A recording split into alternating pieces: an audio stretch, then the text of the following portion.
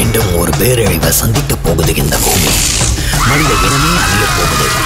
இந்த அழிவிலிருந்து உங்களை யாராலையும் காப்பாற்ற முடியாது. என்ன சொல்றீங்க சாமி? இதுக்கு வேற வழியே இல்லையா? ஒரே ஒருத்தனாலதான் உங்களையும் இந்த பூமியையும் காப்பாற்ற முடியும். யார் சாமி அவரு என்று ஊர் தலைவர் ஆச்சரியமாய் கேட்க, முனிவரின் கை கூட்டத்தில் இருந்த 10 வயது சிறுவன் இளவனின் பக்கம் திரும்பியது. இவனால மட்டும்தான் உங்களை காப்பாற்ற முடியும் என்று முனிவர் சொல்ல, சுற்றி இருந்தவர்கள் இளவனை பார்த்து சிரித்தனர். யாரு இந்த பொடி பையன்? அந்த அரக்கங்கிட்ட இருந்து எங்களையும் இந்த பூமியையும் காப்பாத்த போறானா? நான் அப்பவே சொல்லல இந்த ஆளுக்கு மூளை குழம்பி போயிருச்சுன்னு. நான் சொல்றது நடந்தே தீரும். இந்த பூமியில ரத்த ஆறு ஓட போகுது. அந்த குரோனஸ் கிட்ட இருந்து இவனால மட்டும்தான் உங்களை காப்பாற்ற முடியும். எங்களை பாத்துக்க எங்களுக்கு தெரியும். அந்த குரோனஸ் வந்தா என்ன பண்ணணும்னு நாங்க பாத்துக்கிறோம். யோ வாங்கயா, இவன் ஒரு ஆள்னு இவன் சொல்றதை கேட்டுட்டு இருக்கீங்க என்று ஏளனமாக சொல்லிவிட்டு ஊர் தலைவர் கிளம்ப, கண்ணிமைக்கும் நேரத்தில் திடீரென்று வானை பிளந்து கொண்டு ஆயிரக்கணக்கில் சடசடவன மனித மண்டை ஓடுகள் விழ, அதை பார்த்த ஊர் மக்கள் அலறி அடித்து ஓட, ஓடுங்க ஓடுங்க, அவங்க வந்துகிட்டே இருக்காங்க. இந்த பூமி சுடுகாடா மாறப்போகுது என்று முனிவர் ஆக்ரோஷமாய் சிரிக்க, அங்கே ஆயிரக்கணக்கான மண்டை ஓடுகளின் நடுவே நின்று கொண்டிருந்தான் இளவன். 10 வயது இளவன் எப்படி இந்த உலகத்தை காப்பாற்றுவான்? யார் இந்த குரோனஸ்? 1000 வருஷத்துக்கு முன்னால இந்த உலகம் ஒரு பெரிய பேரழிவை சந்திச்சது. இந்த பூமி முழுக்க ரத்த ஆறா ஓடின காலம் அது. எங்க பார்த்தாலும் அழுகுறலும் கதறலுமாக இருந்துச்சு. மனித இனத்தையே கொத்து கொத்தா கொன்னு போட்டாங்க. யார் தாத்தா? அவங்கதான் குரோனஸ். குரோனஸா? அப்படின்னா ராட்சச மிருகங்கள். வேற்று கிரகத்துல இருந்து வந்த குரோனஸ் இந்த பூமியோட வளத்தையும் செழிப்பையும் பார்த்து அவங்களோட சந்ததி மட்டுமே வாழணும்னு திட்டம் போட்டு பார்க்கிற எல்லா மனிதர்களையும் கொடூரமா கொண்டு போட்டாங்க. நிறைய மக்கள் அந்த ராட்சச மிருகங்க கிட்ட சாக பயந்து அவங்களே தங்களோட உயிரை மாச்சுக்கிட்டாங்க. மனித இனமே அழியக்கூடிய நிலைமையில இருந்துச்சு. மனிதர்களை காப்பாற்ற யாருமே வரல. அப்ப எஞ்சி இருந்த மக்கள் கடவுளை நோக்கி கடுமையான தவத்தை புரிஞ்சாங்க. இப்ப எதுக்கு இந்த கதையை என்கிட்ட சொல்றீங்க? சொல்றேன். எல்லாத்துக்குமே ஒரு காரணம் இருக்கு. அதுக்கு முன்னாடி நீ உன் முன்னோர்களை பத்தி தெரிஞ்சுக்கணும். இந்த பொக்கிஷம் பல்லாயிரம் வருஷமா உனக்காக பாதுகாத்து வச்சிருக்கோம். நீ கேட்கிற எல்லா கேள்விக்கும் இதுல பதில் இருக்கு என்று சொல்லி ஒரு பழைய துருப்பிடித்த பெட்டியை எடுத்து இளவனின் கையில் கொடுக்க, ஆச்சரியத்தோடு கையில் வாங்கினான் இளவன். இளவனின் கைப்பட்டவுடனே அந்த பெட்டியில் இருந்து கண்ணை பறிக்கும் அளவிற்கு தங்க நிற ஒளி வர, துருப்பிடித்து இருந்த பெட்டி பளபளவென மின்னியது. அதை பார்த்த இளவன் பிரமித்து போய் நின்றான். இளவனின் கைப்பட்டவுடன் அந்த பெட்டி மின்ன காரணம் என்ன? பல்லாயிரம் வருடங்களாக தொடரும் மர்மம் என்ன? வருடம் 2050. நிலவனின் பெற்றோர்கள் 10 வருடத்திற்கு முன்னால் ஏற்பட்ட ஒரு சக்தி வாய்ந்த போரில் இறந்து போய்விட்டார்கள். மேலும் அது மனிதர்களுக்கும் இடையே நடந்த ஒரு சாதாரண போர் கிடையாது. மாறாக 30 வருடத்திற்கு முன்னால் எங்கே என்றே தெரியாத ஒரு புதிய கிரகத்திலிருந்து திடீரென பூமிக்கு வந்த குரோனஸ் என்னும் ஏலியன்களுக்கும் மனிதர்களுக்கும் இடையே நடைபெற்ற ஒரு மாபெரும் போர். இந்த குரோனஸ் என்னும் ஏலியன்ஸ் உருவ அமைப்பில் கிட்டத்தட்ட மனிதர்களைப் போலவே இருந்தாலும் அவர்களின் தோல் ஒரு டிராகனுக்கு இருப்பது போல் அத்தனை உறுதியாக இருக்க, கூடவே அவர்களுக்கு வாலும் இருந்தது. அவர்கள் எதற்காக பூமிக்கு வந்தனர் என யாருக்கும் தெரியாது. ஆனால் வந்தவுடனேயே மனிதர்கள் எல்லாம் தங்களுடைய அடிமையாயிருக்க ஒப்புக்கொண்டால் அவர்களை தாங்கள் உயிரோடு விட்டு வைப்போம் என்று அவர்கள் எச்சரிக்கை செய்யத் தொடங்க, இதை மனிதர்கள் ஏற்றுக்கொள்ள தயாராக இல்லை. இத்தனை வருடமாக தாங்கள் இருந்த இந்த பூமியையும் தங்களையும் திடீரென வந்த ஒரு ஏலியன்ஸ் எவ்வாறு ஆட்சி செய்ய எண்ணலாம் என்ற கோபத்தில் எதிர்க்கத் தொடங்க, மனிதர்கள் எதிர்பார்த்தது போல் முடிவு அவர்களுக்கு சாதகமாக அமையவில்லை. ஏனென்றால் குரோனஸின் தோல் புல்லட் ப்ரூஃபை போல் அத்தனை வலிமையாக இருக்க எந்த ஒரு ஆயுதமும் அவர்களிடம் வேலை செய்யவில்லை. இனி இந்த நிலை தொடர்ந்தால் தாங்கள் குரோனஸிடம் மாட்டிக்கொண்டு இறுதி வரை அடிமையாகத்தான் இருக்க வேண்டும் என மனிதர்கள் பயம் கொள்ளத் தொடங்க, அப்பொழுதுதான் அதுவரை தங்கள் சக்திகளை சிறிதும் வெளிக்காட்ட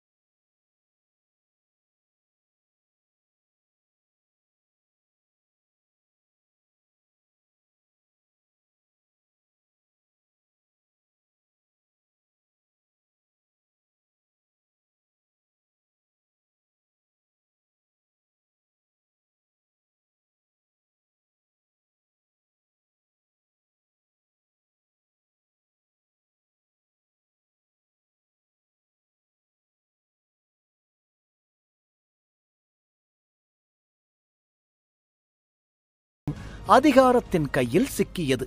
இதனால் அதிகாரமும் அதிக பணமும் இருக்கும் மனிதர்கள் மட்டுமே சூப்பர் பவர்களை எல்லாம் கற்றுக்கொண்டு உலகை ஆட்டிப்படைக்க தொடங்க, இன்னொரு புறம் எந்த ஒரு சக்தியும் இல்லாத சாதாரண மனிதர்கள் அவர்களை எதிர்பார்த்து ஒருவித பயத்தோடு அடிமையாக வாழத் தொடங்கினார்கள். ஏலியனோடு ஏற்பட்ட போரில்தான் நிலவனின் பெற்றோர்களும் பங்கு பெற்று தங்கள் உயிரையும் இந்த உலகிற்காக கொடுத்திருக்க, அதற்கு ஈடாகத்தான் அனாதையான நிலவனின் கல்லூரி படிப்புக்கான செலவையும் மற்ற பொறுப்புகளையும் அரசாங்கமே ஏற்றுக்கொண்டிருந்தது. நிலவனின் பெற்றோர் இறக்கும் பொழுது அவனுக்கு வெறும் 10 வயதுதான். ஆனால் அப்போதிலிருந்தே நிலவன் தன் வாழ்வில் நிறைய பிரச்சனைகளை சந்திக்கத் தொடங்கிவிட்டான். உறவென்று சொல்லிக்கொள்ள இருந்த பெற்றோர்களையும் இழந்துவிட்டு அவன் மிகுந்த வருத்தத்தில் இருந்தாலும் இந்த உலகத்தில் தனியாக பிழைக்க வேண்டும் என்பதால் தன் கல்லூரி வாழ்வு எவ்வளவுதான் கஷ்டமாக இருந்தாலும் அதை தாங்கிக் கொண்டு ஒரு வழியாக படிப்பை முடித்திருந்தான். கடந்த காலத்தை எண்ணியபடி தன்னுடைய சிறிய பிளாட்டுக்கு மூச்சு வாங்க வந்த நிலவன் முதல் வேலையாக கதவை அடைத்துவிட்டு சுவற்றில் அமைதியாக தொங்கிக் கொண்டிருந்த டிவியை ஆன் செய்தான். ஆனால் அவனது கவனம் அதில் செல்வதற்கு பதிலாக நேரடியாக அந்த அறையின் மூலையில் வைக்கப்பட்டிருந்த ஒரு சிறிய மர அலமாரிக்கு சென்றது. சுற்றி கேட்டுக்கொண்டிருக்கும் சத்தங்களை அவாய்ட் பண்ண வேண்டும் என்றுதான் அவன் டிவியை ஆன் செய்திருந்தான். டிவியில் வழக்கம் போல் நியூஸ் ரிப்போர்ட்டர் கடந்த 5 வருடங்களாக கூறும் அதே செய்தியைத்தான் அப்பொழுதும் வாசித்துக் கொண்டிருந்தார். 30 வருடங்களாக குரோனஸ்களுக்கும் மனிதர்களுக்கும் இடையே நடந்து கொண்டிருக்கும் இந்த போர் 5 வருடத்திற்கு முன்பு ஒரு அமைதி நிலைக்கு வந்துவிட்டாலும் இப்பொழுது திடீரென உருவாகிக் கொண்டிருக்கும் சில தவிர்க்க முடியாத சூழ்நிலைகளால் மறுபடியும் ஒரு மாபெரும் போர் தொடங்கலாம் என்று உலகின் முக்கிய தலைவர்கள் எச்சரிக்கை செய்து உள்ளார்கள் என்றவர் கூற, அதை கவனிக்காத நிலவனோ நேராக அந்த மர அலமாரிக்குச் சென்று அதற்குள் பாதுகாப்பாக வைத்திருக்கும் ஒரு சிவப்பு நிற அட்டையிடப்பட்டிருந்த புத்தகத்தை கையில் ஆவேசமாக எடுத்தான்.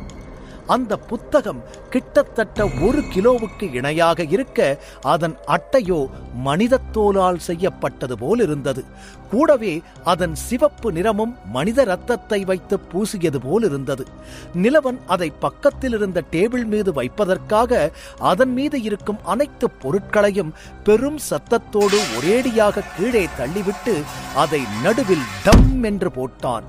பிறகு தன் பேக்கை எடுத்து வந்தவன் இன்று தான் காலேஜிலிருந்து எடுத்து வந்த ஹைட்ரோகுளோரிக் ஆசிடை கையில் எடுத்தவன் கலவையான உணர்வுகளோடு, இந்த தடவையாச்சு இது ஒர்க் அவுட் ஆகணும், இல்லாட்டி நான் இத்தோட என் முயற்சியை விடலான்னு இருக்கேன், பேசாம இதை தூக்கி போட்டுட்டாவது நிம்மதியா இருக்கலாம், ஒரு முடிவு தெரிஞ்சிட்டா கடைசி வரைக்கும் மத்தவங்க சொல்ற மாதிரி நான் லூசராவே இருந்துக்கிறேன், because I'm already tired என்று மனம் வலிக்க எண்ணியவன் உடனடியாய் அந்த பாட்டிலை திறந்து அதிலிருந்த ஹைட்ரோகுளோரிக் அமிலத்தை அந்த புக்கின் மீது ஊற்ற சட்டென்று நிறைய புகையாக வந்தாலும் அந்த புத்தகத்தில் எந்த ஒரு மாறுபாடும் இல்லை.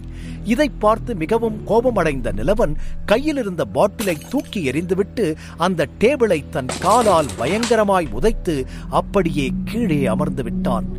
அவன் பெற்றோர்கள் இறக்கும் முன்பு இறுதியாக அவனுக்கு விட்டுச் சென்ற ஒரே ஒரு சொத்து என்றால் அது அந்த புத்தகம் மட்டும்தான். ஆனால் அந்த புத்தகத்தில் என்ன இருக்கிறது, எதற்காக அதை தன் பெற்றோர்கள் தன்னிடம் விட்டுச் சென்றார்கள் என்று நிலவனுக்கு எதுவும் புரியவில்லை. மேலும் அதை தெரிந்து கொள்வதற்காக அவன் பல முறை அதை திறக்க முயற்சி செய்தாலும் அவனது முயற்சிகள் அனைத்தும் ஒவ்வொரு முறையும் தோல்வியில்தான் முடிந்தது.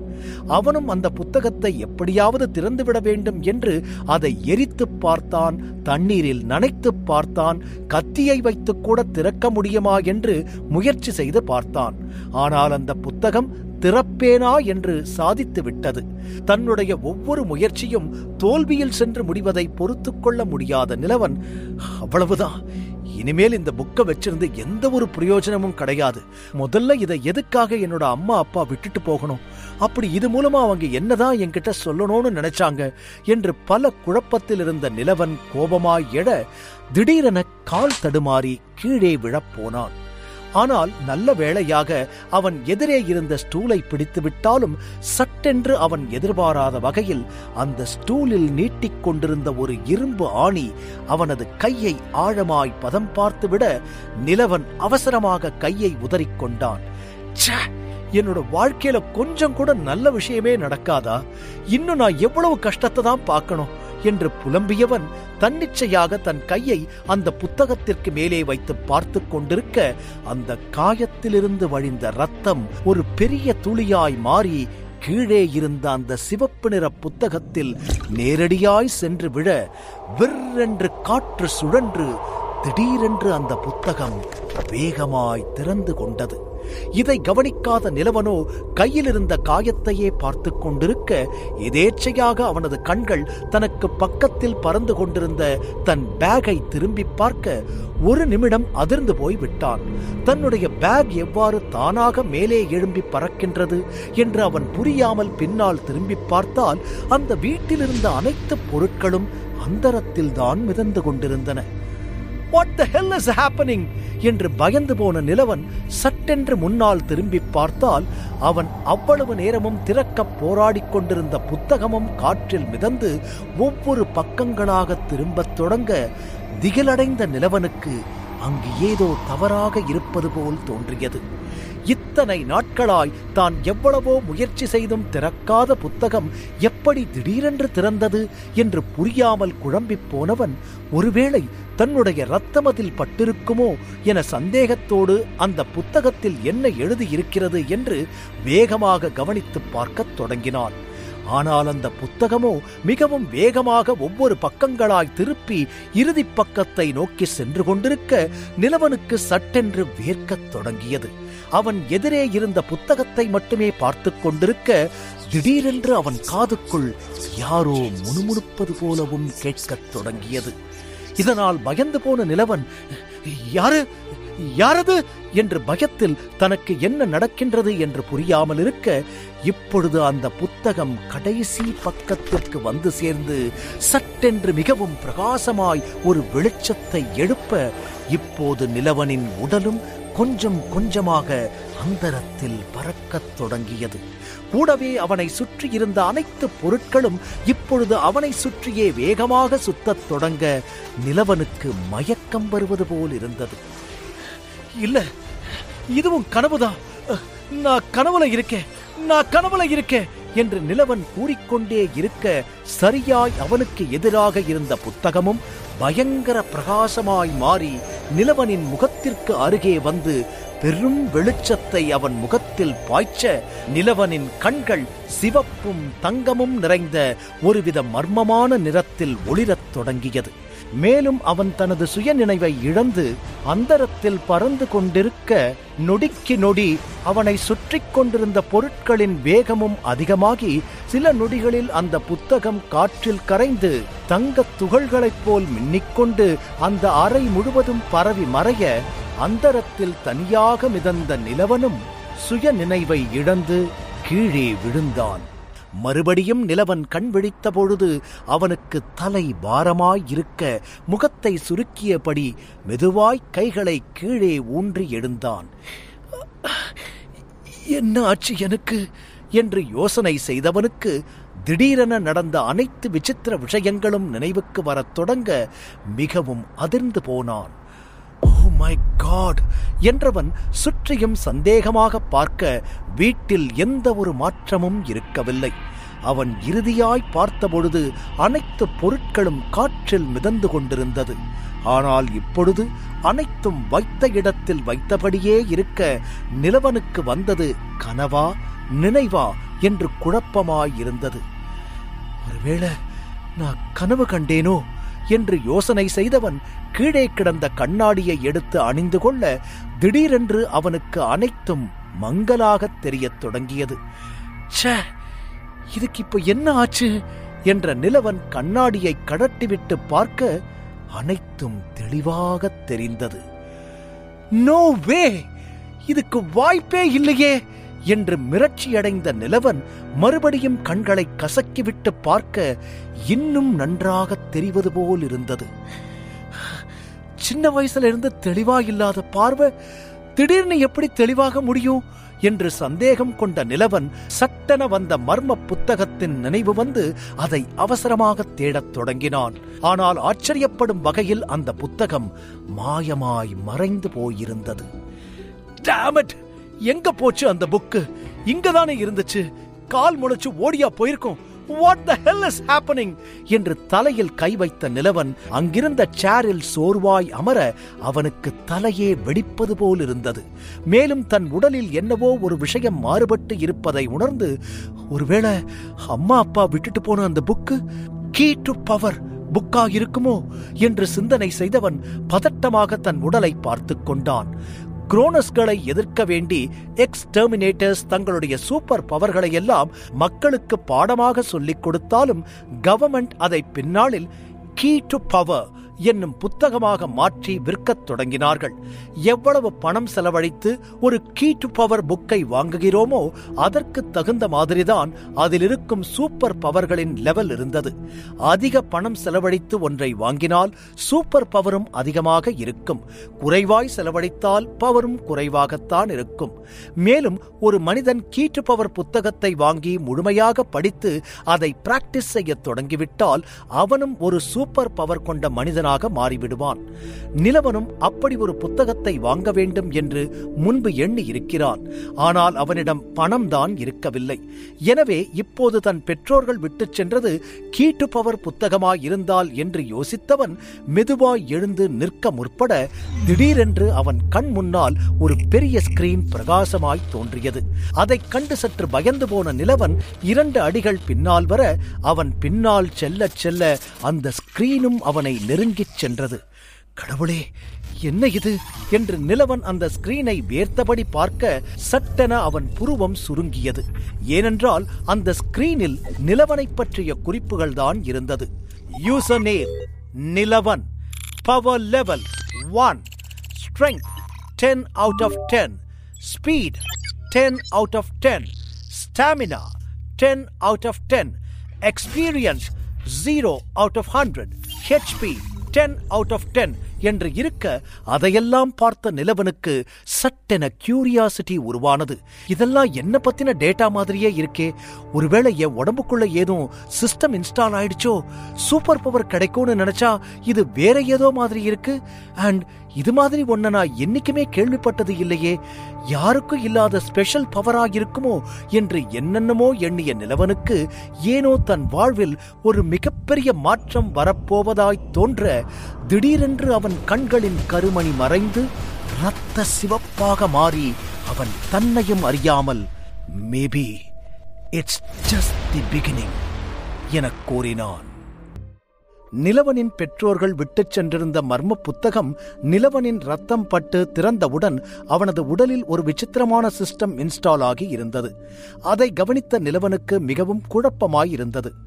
உலகில் இருந்த நிறைய எக்ஸ்டெர்மினேட்டர்ஸ் தங்களது சூப்பர் பவர்களை மக்களுக்கு சொல்லிக் கொடுத்தாலும் சில எக்ஸ்டெர்மினேட்டர்ஸ் மட்டும் தங்கள் பவர்களை மற்றவர்களுடன் பகிர்ந்து கொள்வதை மறுத்துவிட்டார்கள். ஏனென்றால் அவையெல்லாம் மிகவும் ஆபத்தானதாகவும் கொடூரமானதாகவும் இருக்க தங்கள் வம்சாவளியை சார்ந்த குழந்தைகளுக்கு மட்டுமே அவை கிடைக்கும்படி பார்த்துக் கொண்டார்கள். ஆனால் நிலவனுக்கு சூப்பர் பவர்களை கொண்ட எந்த ஒரு சொந்தமோ அல்லது குடும்பமோ கிடையாது. அவனுக்கு இருந்த ஒரே சொந்தம் அவனது பெற்றோர்கள் மட்டும்தான். இப்பொழுது அவர்களும் இறந்து போய் விட்டார்கள். எனவே இது என்னவா இருக்கும் என்று அறிந்து கொள்ள நிலவனுக்கு மிகவும் ஆர்வமாயிருக்க அவன் முன்னால் தெரிந்த ஸ்கிரீனை கவனமாக பார்த்தான். அதில் முதல் ஸ்கிரீன் மட்டுமே ஓபன் ஆகி இருக்க அதைத் தொடர்ந்து லெவல் 2, லெவல் 3 என்று நிறைய ஸ்கிரீன்கள் லாக் ஆகி பின்னால் தெரிந்தது. அதையெல்லாம் ஓபன் பண்ணுவதற்கு தான் என்ன செய்ய வேண்டும் என்று நிலவன் யோசித்துக் கொண்டிருக்க சட்டென அந்த ஸ்கிரீனில் நோட்டிபிகேஷன் போல் ஒரு தகவல் வந்தது. 5 எக்ஸ்பீரியன்ஸ் பாயிண்டுகளை பெற 1 லிட்டர் தண்ணீர் குடிக்க வேண்டும் என்று தெரிய இதை பார்த்ததும் நிலவனுக்கு சிரிப்பு வந்து விட்டது. என்னடா இது, தண்ணி குடிச்சா எக்ஸ்பீரியன்ஸ் கிடைக்குமா என்று எண்ணியவன் 0 இருக்கும் தன் எக்ஸ்பீரியன்ஸை பார்த்தான். ஒருவேளை எக்ஸ்பீரியன்ஸ் அதிகமாகத்தான் நமக்கு என்ன பவர் இருக்குன்னு தெரியுமோ என்று எண்ணிக்கொண்டவன் உடனடியாய் சென்று 1 லிட்டர் தண்ணீரை கஷ்டப்பட்டு குடித்து முடிக்க சட்டென அவனுக்கு 5 எக்ஸ்பீரியன்ஸ் பாயிண்டுகள் கிடைத்தது. வாவ், பரவாயில்லையே, இதுவும் நல்லா இருக்கே என்று எண்ணிய நிலவன் மறுபடியும் அந்த ஸ்கிரீனை பார்க்க முற்பட்ட சமயம் யாரோ வெளியில் கதவை தட்டுவது போல் இருந்தது. இதனால் எச்சரிக்கை அடைந்த நிலவன் வந்திருப்பது யாராக இருக்கும் என்று யூகித்துக் கொண்டு வேகமாய் சென்று கதவை திறக்க முன்னால் இருந்த ஸ்கிரீனும் ஆஃப் ஆகிவிட்டது. வெளியே கேப்டன் மாதவன் என்ற பேட்ஜ் கொண்ட ஒரு ஜைஜாண்டிக் மனிதர் நின்று கொண்டிருந்தார்.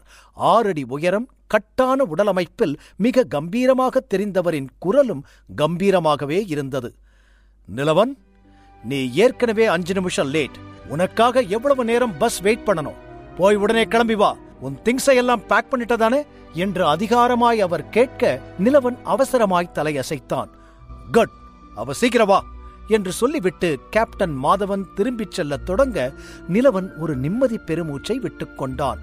குரோனஸ்களுக்கும் மனிதர்களுக்கும் இடையே நடந்த போர் இப்போது முடிந்துவிட்டாலும் அது எப்பொழுது வேண்டுமானாலும் மறுபடியும் தொடங்குவதற்கு வாய்ப்பு இருப்பதால் அனைத்து மாணவர்களும் காலேஜ் முடிந்த பின்பு கட்டாயமாக 2 வருடம் கவர்மெண்டின் மிலிட்டரி அகாடமிக்கு சென்று பயிற்சி எடுத்துக் கொள்ள வேண்டும் என்பது உறுதியான சட்டம். இப்பொழுது நிலவனும் கல்லூரி முடித்து விட்டதால் தான் அவனை அழைத்துச் செல்வதற்காக இராணுவத்திலிருந்து வந்திருந்தார்கள். இங்கிருந்து கிளம்புறதுக்கான நேரம் வந்துருச்சு என்று எண்ணிக்கொண்ட நிலவன் தயாராய் வைத்திருந்த தன் பேக்கை எடுத்துக்கொண்டு வெளியே வந்தவன் மறுபடியும் ஒருமுறை அந்த பிளாட்டை திரும்பி பார்த்துவிட்டு வேகமாய் வெளியே செல்லத் தொடங்கினான்.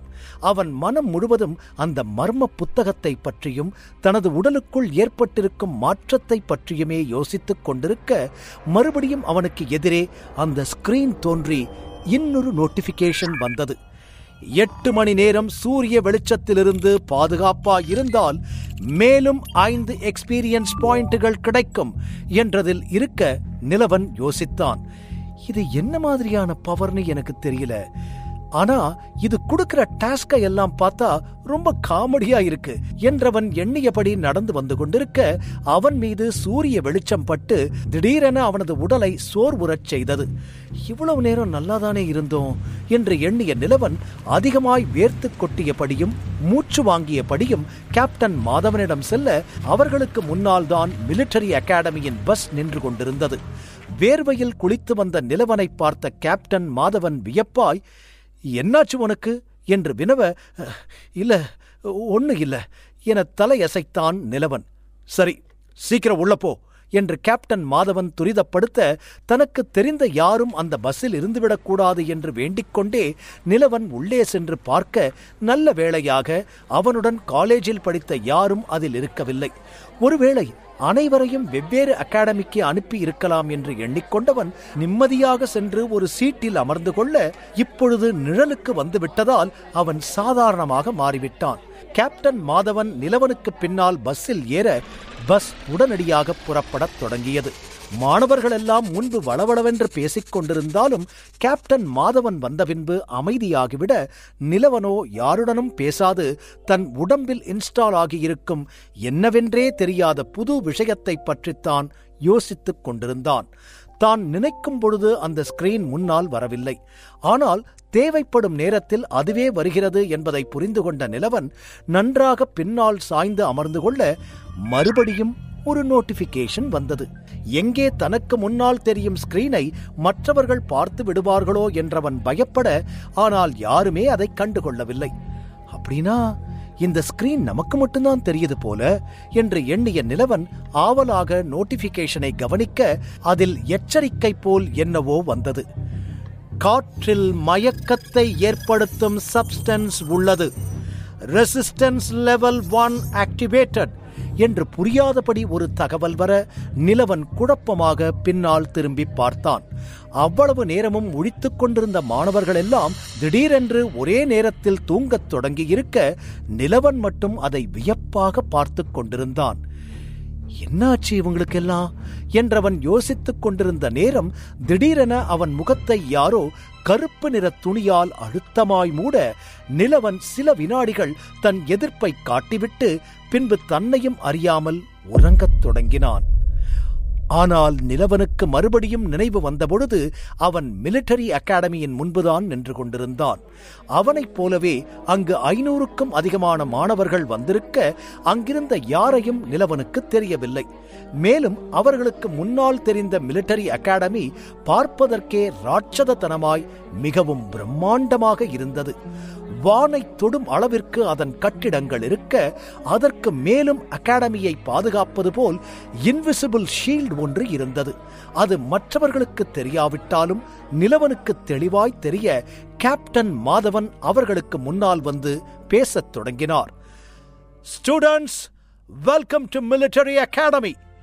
இன்னிலிருந்து அடுத்த 2 வருஷத்துக்கு நீங்க இங்க தங்கிதான் உங்க பவரையும் சண்டை போடுறதுக்கான டெக்னிக்ஸையும் ஸ்ட்ராங்கா கத்துக்க போறீங்க. அண்ட் உங்க கையில இருக்கிற வாட்ச் ரொம்ப முக்கியம் என்றவர் கூற நிலவன் வியப்பாக தன் கையை கவனித்தான். அவனைப் போலவே அங்கிருந்த அனைத்து மாணவர்களும் தங்கள் கைகளை பார்க்க யாருக்கும் அது எப்படி தங்கள் கைக்கு வந்தது என்று தெரியவில்லை. இந்த வாட்ச்ல தான் உங்களுடைய பவர் லெவல் என்னன்னு தெரியும். இதுல இருக்கிற பாயிண்ட்ஸை வச்சுதான் நீங்க மிலிட்டரி கேன்டீன்ல ஃபுட் வாங்கணும். அப்புறம் அகாடமியில இருக்கிற நிறைய செஷனுக்கு இந்த வாட்ச் இருந்தாதான் ஆக்சஸ் கிடைக்கும். சோ இத பத்திரமா ஹேண்டில் பண்ணுங்க.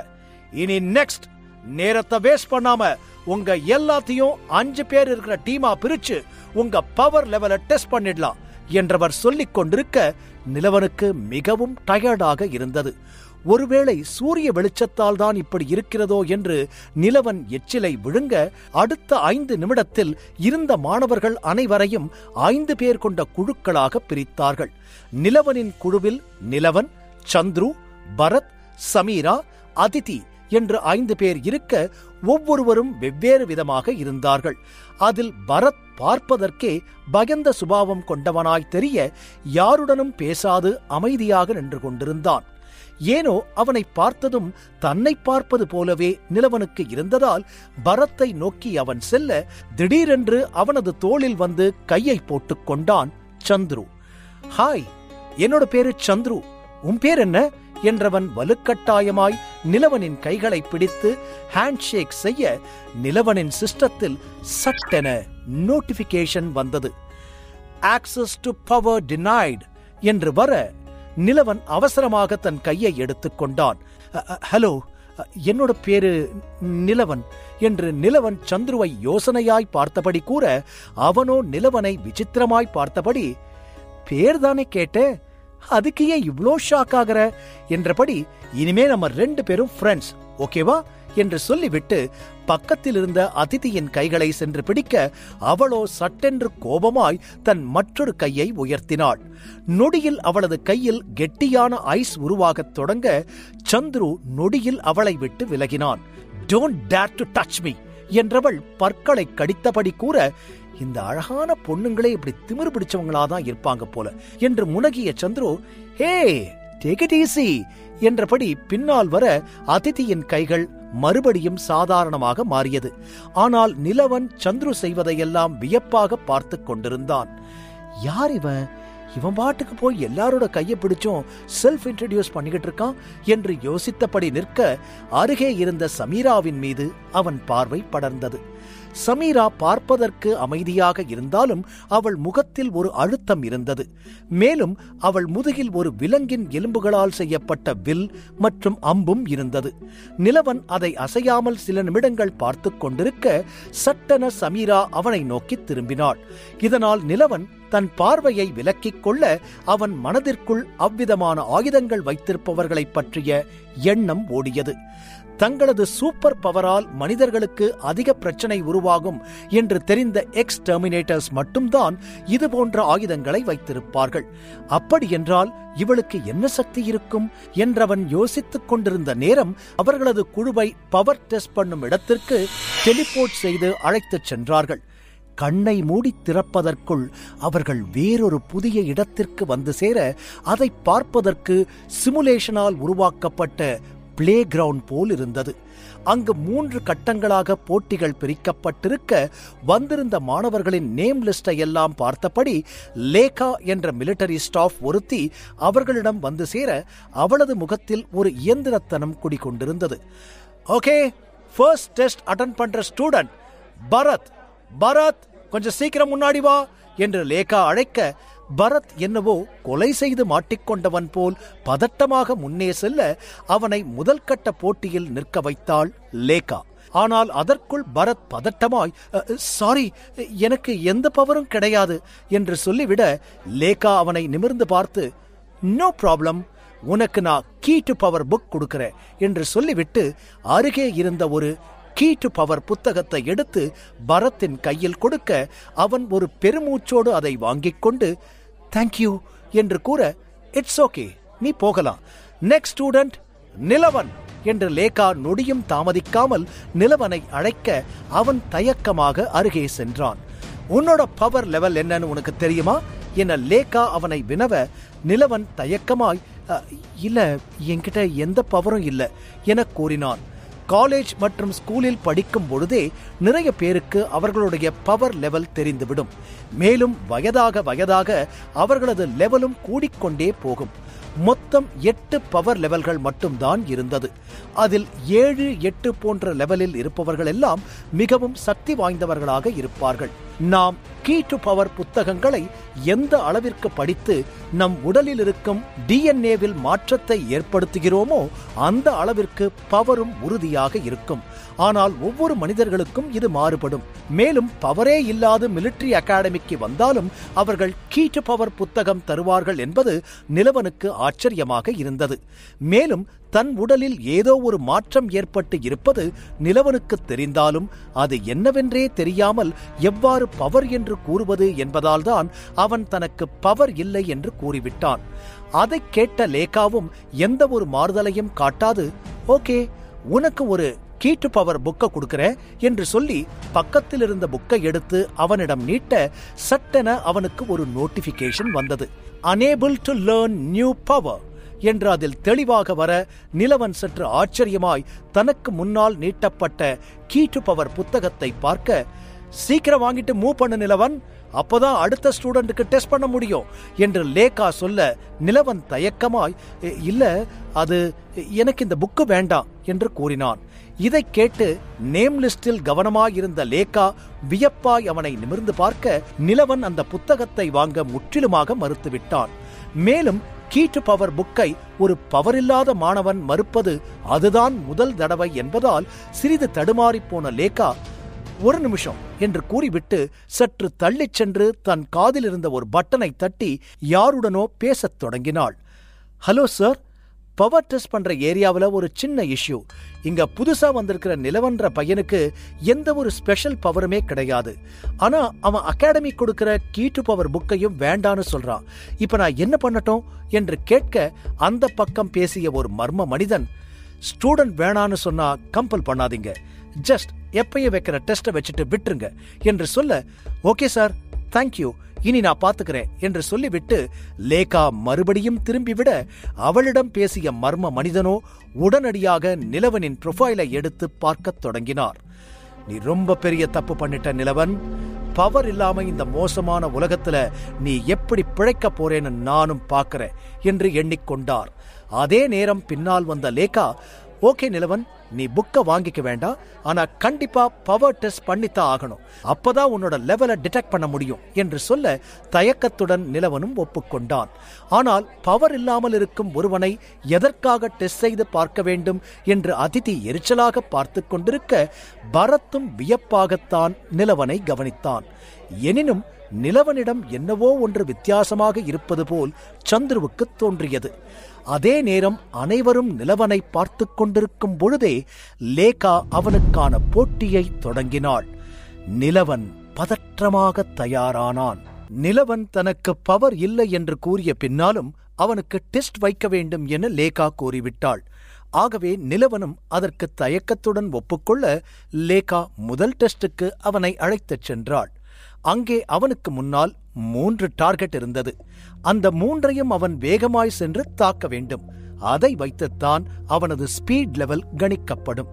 ஆனால் நிலவனுக்கோ எப்பொழுதும் இருப்பதை விட தனது வேகம் மிகவும் குறைவாக இருப்பது போல் தெரிய தன்னால் முடிந்தவரை வேகமாக சென்று அந்த 3 டார்கெட்டுகளையும் அட்டாக் செய்தான். இதை பார்த்த லேகா அவனது ஸ்கோரை நோட் பண்ணிக்கொண்டு அடுத்த கட்டத்திற்கு அழைத்து வர அவளுக்கு முன்னால் ஒரு பெரிய ட்ரம் போன்ற அமைப்பு இருந்தது. உன்னோட ஃபுல் பவரையும் காட்டி இதுல ஒரு பஞ்ச் பண்ணு என்று லேகா சொல்ல நிலவன் தன்னுடைய முழு பலத்தையும் காட்டி அந்த ட்ரம்மில் ஒரு குத்து விட்டான். இதனால் அதன் மேலே இருந்த பவர் டிடெக்டர் பவர் லெவல் 5 என்று காட்ட அதையும் லேகா நோட் பண்ணி கொண்டாள். பின்பு 3வது கட்டமான போட்டிக்கு அழைத்து வர அவனுக்கு முன்னால் கன் போன்ற 5 அமைப்பு இருந்தது. அந்த 5 கன்ல இருந்தும் புல்லட் மாதிரி நீளமா ஒரு மெட்டீரியல் உன்னை அட்டாக் பண்ண வரும். நீ அது உன் உடம்புல படாம பாத்துக்கணும். யுவர் டைம் ஸ்டார்ட்ஸ் நவ் என்று நிலவனுக்கு சிறிது நேரம் தராத லேகா வேகமாக போட்டியை தொடங்க சட்டென முன்னால் வந்த கன்னிலிருந்து நிறைய புல்லட்டுகள் போன்று ஏதோ வரத் தொடங்க நிலவன் அது தன் மீது படாது அவசரமாக விலகிக் கொள்ளத் தொடங்கினான். அவன் கிட்டத்தட்ட 15 புல்லட்டுகளிலிருந்து எஸ்கேப் ஆகி இருக்க 16வது புல்லட் அவனது தொடையில் பட்டுவிட்டது. திக்கான பிளாஸ்டிக்கால் அவை செய்யப்பட்டிருந்ததால் நிலவனுக்கு லேசாய் வலிக்க அவன் லேகாவை திரும்பி பார்த்தான். அந்த போட்டியின் மூலமாகத்தான் ஒரு மனிதனின் ஸ்டாமினாவை கால்குலேட் பண்ணுவார்கள். அதையும் நோட் பண்ணி கொண்ட லேகா ஃபைன், நோ பவர், லெவல் 1 என கூற நிலவனின் வாட்சிலும் நோ பவர், லெவல் 1 என்று தோன்றியது. நிலவன் ஏற்கனவே முதல் லெவலில் தான் இருப்பதால் நிலவனுக்கு அது பெரிய ஏமாற்றமாய் இருக்கவில்லை. மேலும் தன்னுடைய பவரை பற்றி தனக்கே தெரியாத பொழுது அது மற்றவர்களுக்கு எப்படி புரியும் என்றவன் தன் கையில் இருந்த வாட்சை பார்த்து கொண்டிருக்க லேகா அவனை அங்கிருந்து செல்லும்படி கூறினாள். நெக்ஸ்ட் அதிதி, முன்னாடி வா என்று லேகா அழைக்க அதிதி விரைவாய் முன்னால் வந்தாள். நிலவனுக்கு வைக்கப்பட்ட அதே 3 போட்டிகள் அதிதிக்கும் வைக்கப்பட்டது. அவளிடம் ஐஸ் பவர் இருந்ததால் அவள் போட்டியின் முடிவில் லெவல் 5 என்று முடிவு தெரிய அடுத்ததாக சமீராவை அழைத்தார்கள். ஆனால் சமீரா தன்னுடைய சக்தியை பயன்படுத்தாது சாதாரணமாகவே விளையாடியதால் அவளுக்கு லெவல் 2 என்று ரேங்கிங் வந்தது. இறுதியாக சந்துரு மட்டுமே இருக்க நிலவன் அவனை பார்த்து நெக்ஸ்ட் நீதான் என்று சொல்ல, யா இப்ப பாரு நான் எப்படி அடிச்சு தூக்குறேன்னு என்று சொல்லிவிட்டு முன்னால் சென்றவன் அதிதி என்ன டெக்னிக்கை யூஸ் பண்ணினாலோ அதையே செய்து லெவல் 5 என்று ஸ்டேட்டஸ் வாங்கிக் கொள்ள நிலவனுக்கு சற்று ஆச்சரியமாக இருந்தது. அது எப்படி ஒருவர் பயன்படுத்தும் அதே பவர் இன்னொருவரிடமும் இருக்க முடியும் என்று எண்ணியவன் சந்துரு வந்த பின்பு தயக்கமாய் கேட்டான், கேட்கிறேனேன்னு தப்பா எடுத்துக்காத, ஜஸ்ட் அவுட் ஆஃப் கியூரியாசிட்டி, உன்னால அடுத்தவங்க பவர்ஸ காப்பி பண்ண முடியுமா என்று கேட்க சந்துரு சிரித்தான். இதுவரைக்கும் யாருமே என்னோட பவரை இவ்வளவு சீக்கிரமா கண்டுபிடிச்சது கிடையாது. நீதான் ஃபர்ஸ்ட் அண்ட் எஸ் என்னோட பவர் அதுதான் என்று கண்ணடிக்க அவர்கள் அருகில் நின்று கொண்டிருந்த சமீராவோ சற்று டென்ஷனாக இருப்பது போல் இருந்தது. அவளுடைய லெவலில் அவளுக்கு சிறிதும் திருப்தி இல்லை என்பது அவளது முகத்தை பார்த்தாலே தெரிந்தது. போட்டிகள் முடிந்தவுடன் அனைத்து மாணவர்களையும் மறுபடியும் மிலிட்டரி அகாடமிக்கு அழைத்து வந்திருந்தார்கள். பின்பு கேப்டன் மாதவன் மிலிட்டரி அகாடமியை சுற்றி காட்டுவதற்காக அவர்களை அழைத்துச் செல்லத் தொடங்கினார். முதலில் கிளாஸ் ரூம்களை எல்லாம் காண்பித்தவர் பின்பு லைப்ரரிக்கு அழைத்துச் செல்ல அது நிலவனுக்கு மிகவும் பிடித்திருந்தது. 3 லேயராக லைப்ரரி பிரிக்கப்பட்டிருக்க கேப்டன் மாதவன் தெளிவாக கூறினார், இதோட முதல் லேயர்ல ஃபர்ஸ்ட் இயர் ஸ்டூடெண்ட்ஸுக்கு ஆக்சஸ் இருக்கு. ஆனா செகண்ட் லேயருக்கு நீங்க போக கூடாது. அந்த லெவல செகண்ட் இயர் ஸ்டூடெண்ட்ஸ் தான் யூஸ் பண்ணணும். அப்புறம் தேர்ட் இருக்கிற லேயர் மிலிட்டரி அபிஷியல்ஸ்க்கு மட்டும்தான். சோ ஸ்டூடெண்ட்ஸ் தேவையில்லாம அங்க போய் பெரிய பனிஷ்மெண்ட் வாங்காதீங்க என்று சொல்ல நிலவன் அந்த 3வது லேயரை சற்று ஆர்வமாக கவனித்தான். அவன் தன் வாழ்வில் அவ்வளவு பெரிய லைப்ரரியை பார்த்ததே கிடையாது. நிலவனுக்கு புத்தகங்களை படிப்பதற்கு மிகவும் பிடிக்கும் என்பதால் அவன் அனைத்தையும் உற்சாகமாய் பார்த்து கொண்டிருக்க, நெக்ஸ்ட் உங்களோட ஹாஸ்டலுக்கு போகலாம் வாங்க என்று சொல்லி கேப்டன் மாதவன் அழைத்துச் சென்றார்.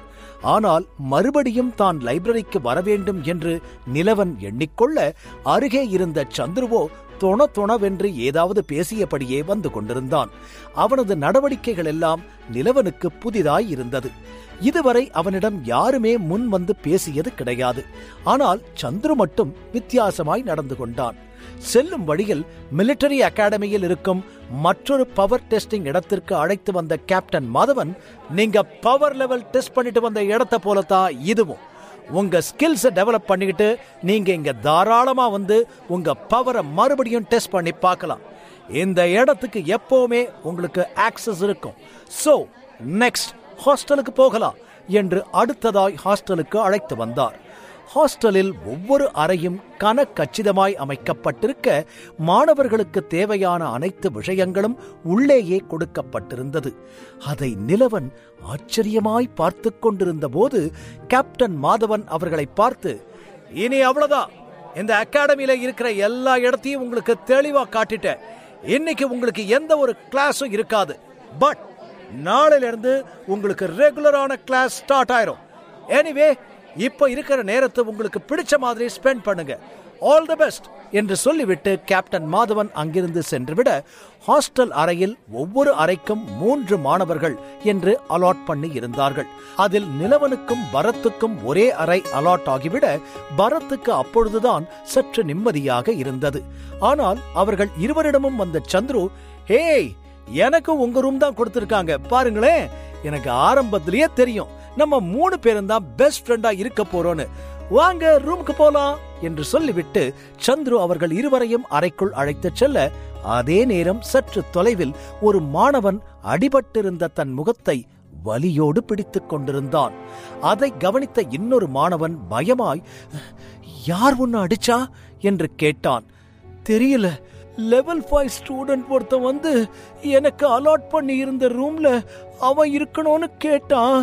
நான் முடியாதுன்னு சொன்னப்போ என்னை அடிச்சுட்டு அவனே இப்ப அந்த ரூமை எடுத்துக்கிட்டான் என்று சொல்ல, அதை கேட்டு இன்னொரு மாணவன் அவனை மேலும் பயமாக பார்த்தான். அதே நேரம் அறைக்குள் வந்திருந்த நிலவன், பரத் மற்றும் சந்துரு மூவரும் தங்கள் பொருட்களை எல்லாம் தங்களுக்கு கொடுக்கப்பட்ட தனித்தனி ராக்கில் வைத்துக் கொண்டிருக்க, பரத் சற்று சோர்வாக இருந்தான். மேலும் அவன் மிகவும் தயங்கித்தான் மற்றவரிடம் பேச, சந்துரு அவனிடம் வளவள என்று ஏதோ பேசிக் கொண்டிருந்தான். நிலவன் அவர்கள் இருவரையும் திரும்பி பார்த்துவிட்டு, காய்ஸ், நான் லைப்ரரிக்கு போயிட்டு வரலான் இருக்கேன், நீங்க வரீங்களா என்று கேட்க, சந்துருவோ மறுப்பாய், நோ டூட், லைப்ரரிக்கும் எனக்கும் ரொம்ப தூரம் என்று சொல்ல, பரத்தும் டயர்டாக இருந்ததால் வர மறுத்துவிட்டான். தென் இட்ஸ் ஓகே, நான் லைப்ரரிக்கு போயிட்டு வந்துடுறேன், நீங்க ரூம்ல இருங்க என்று சொல்லிவிட்டு நிலவன் கிளம்ப, வெயிட், தனியா போகாத, நானும் உன் கூட வரேன் என்றான் சந்துரு வேகமாய். இல்ல, நான் தனியா போய்க்கிறேன் என்று நிலவன் மறுக்க, அட சும்மா வாப்பா, லைப்ரரி எப்படி இருக்குன்னு நானும் தெரிஞ்சுக்க வேண்டாமா என்று சந்துரு அவனை தொடர்ந்து செல்ல, நிலவனும் அதற்கு மேல் மறுக்கவில்லை. அவர்கள் இருவரும் லைப்ரரிக்கு வந்து முதல் லெவலில் இருக்கும் புத்தகங்களை பார்த்து கொண்டிருக்க, சந்துருவுக்கு சிறிது நேரத்தில் போர் அடித்து விட்டது. இன்னும் எவ்வளவு நேரம் இருக்கணும் என்றவன் கேட்க, நிலவன் புன்னகித்து, போர் அடிச்சா நீ கிளம்பு சந்துரு, நான் தனியா வந்துக்கிறேன் என்று சொல்ல, ஆர் யூ ஷூர் என்றான் சந்துரு. யா ஷூர், நீ போ என்று அவனை அனுப்பி வைத்துவிட்ட நிலவன் யோசனை செய்யத் தொடங்கினான். உண்மையிலேயே எனக்கு பவர் தான் கிடைச்சிருக்கா இல்லையா? இது என்ன பவர்னே என்னால சுத்தமா புரிஞ்சுக்க முடியலையே. சூரிய வெளிச்சத்துல போனா என்னோட பாடி ரொம்ப வீக் ஆகுது, ஆனா நிழல்ல இருந்தா நார்மலா இருக்கு. இது என்ன பவரா இருக்க முடியும்? எனக்கு தெரிஞ்சு வேம்பயருக்கு மட்டும்தான் வெளிச்சத்துல போனா கண்டம், அதுக்காக நான் என்ன வேம்பயரா என்றவன் கேட்டுக்கொள்ள, திடீரென அவனுக்கே சந்தேகமாக இருந்தது. இதுக்கு வாய்ப்பே இல்லை, வேம்பயர்னு ஒரு சூப்பர் பவர் இருக்கவே முடியாது என்று எண்ணியவன், எதற்கும் இரத்த காட்டேரிகளை பற்றி படித்து பார்ப்போம் என்று அங்கு வைக்கப்பட்டிருந்த இரத்த காட்டேரிகளுக்கு சம்பந்தப்பட்ட சில புத்தகங்களை எடுத்து சிறிது நேரம் புரட்டிக் கொண்டிருக்க அவனுக்கு எரிச்சலாகிவிட்டது.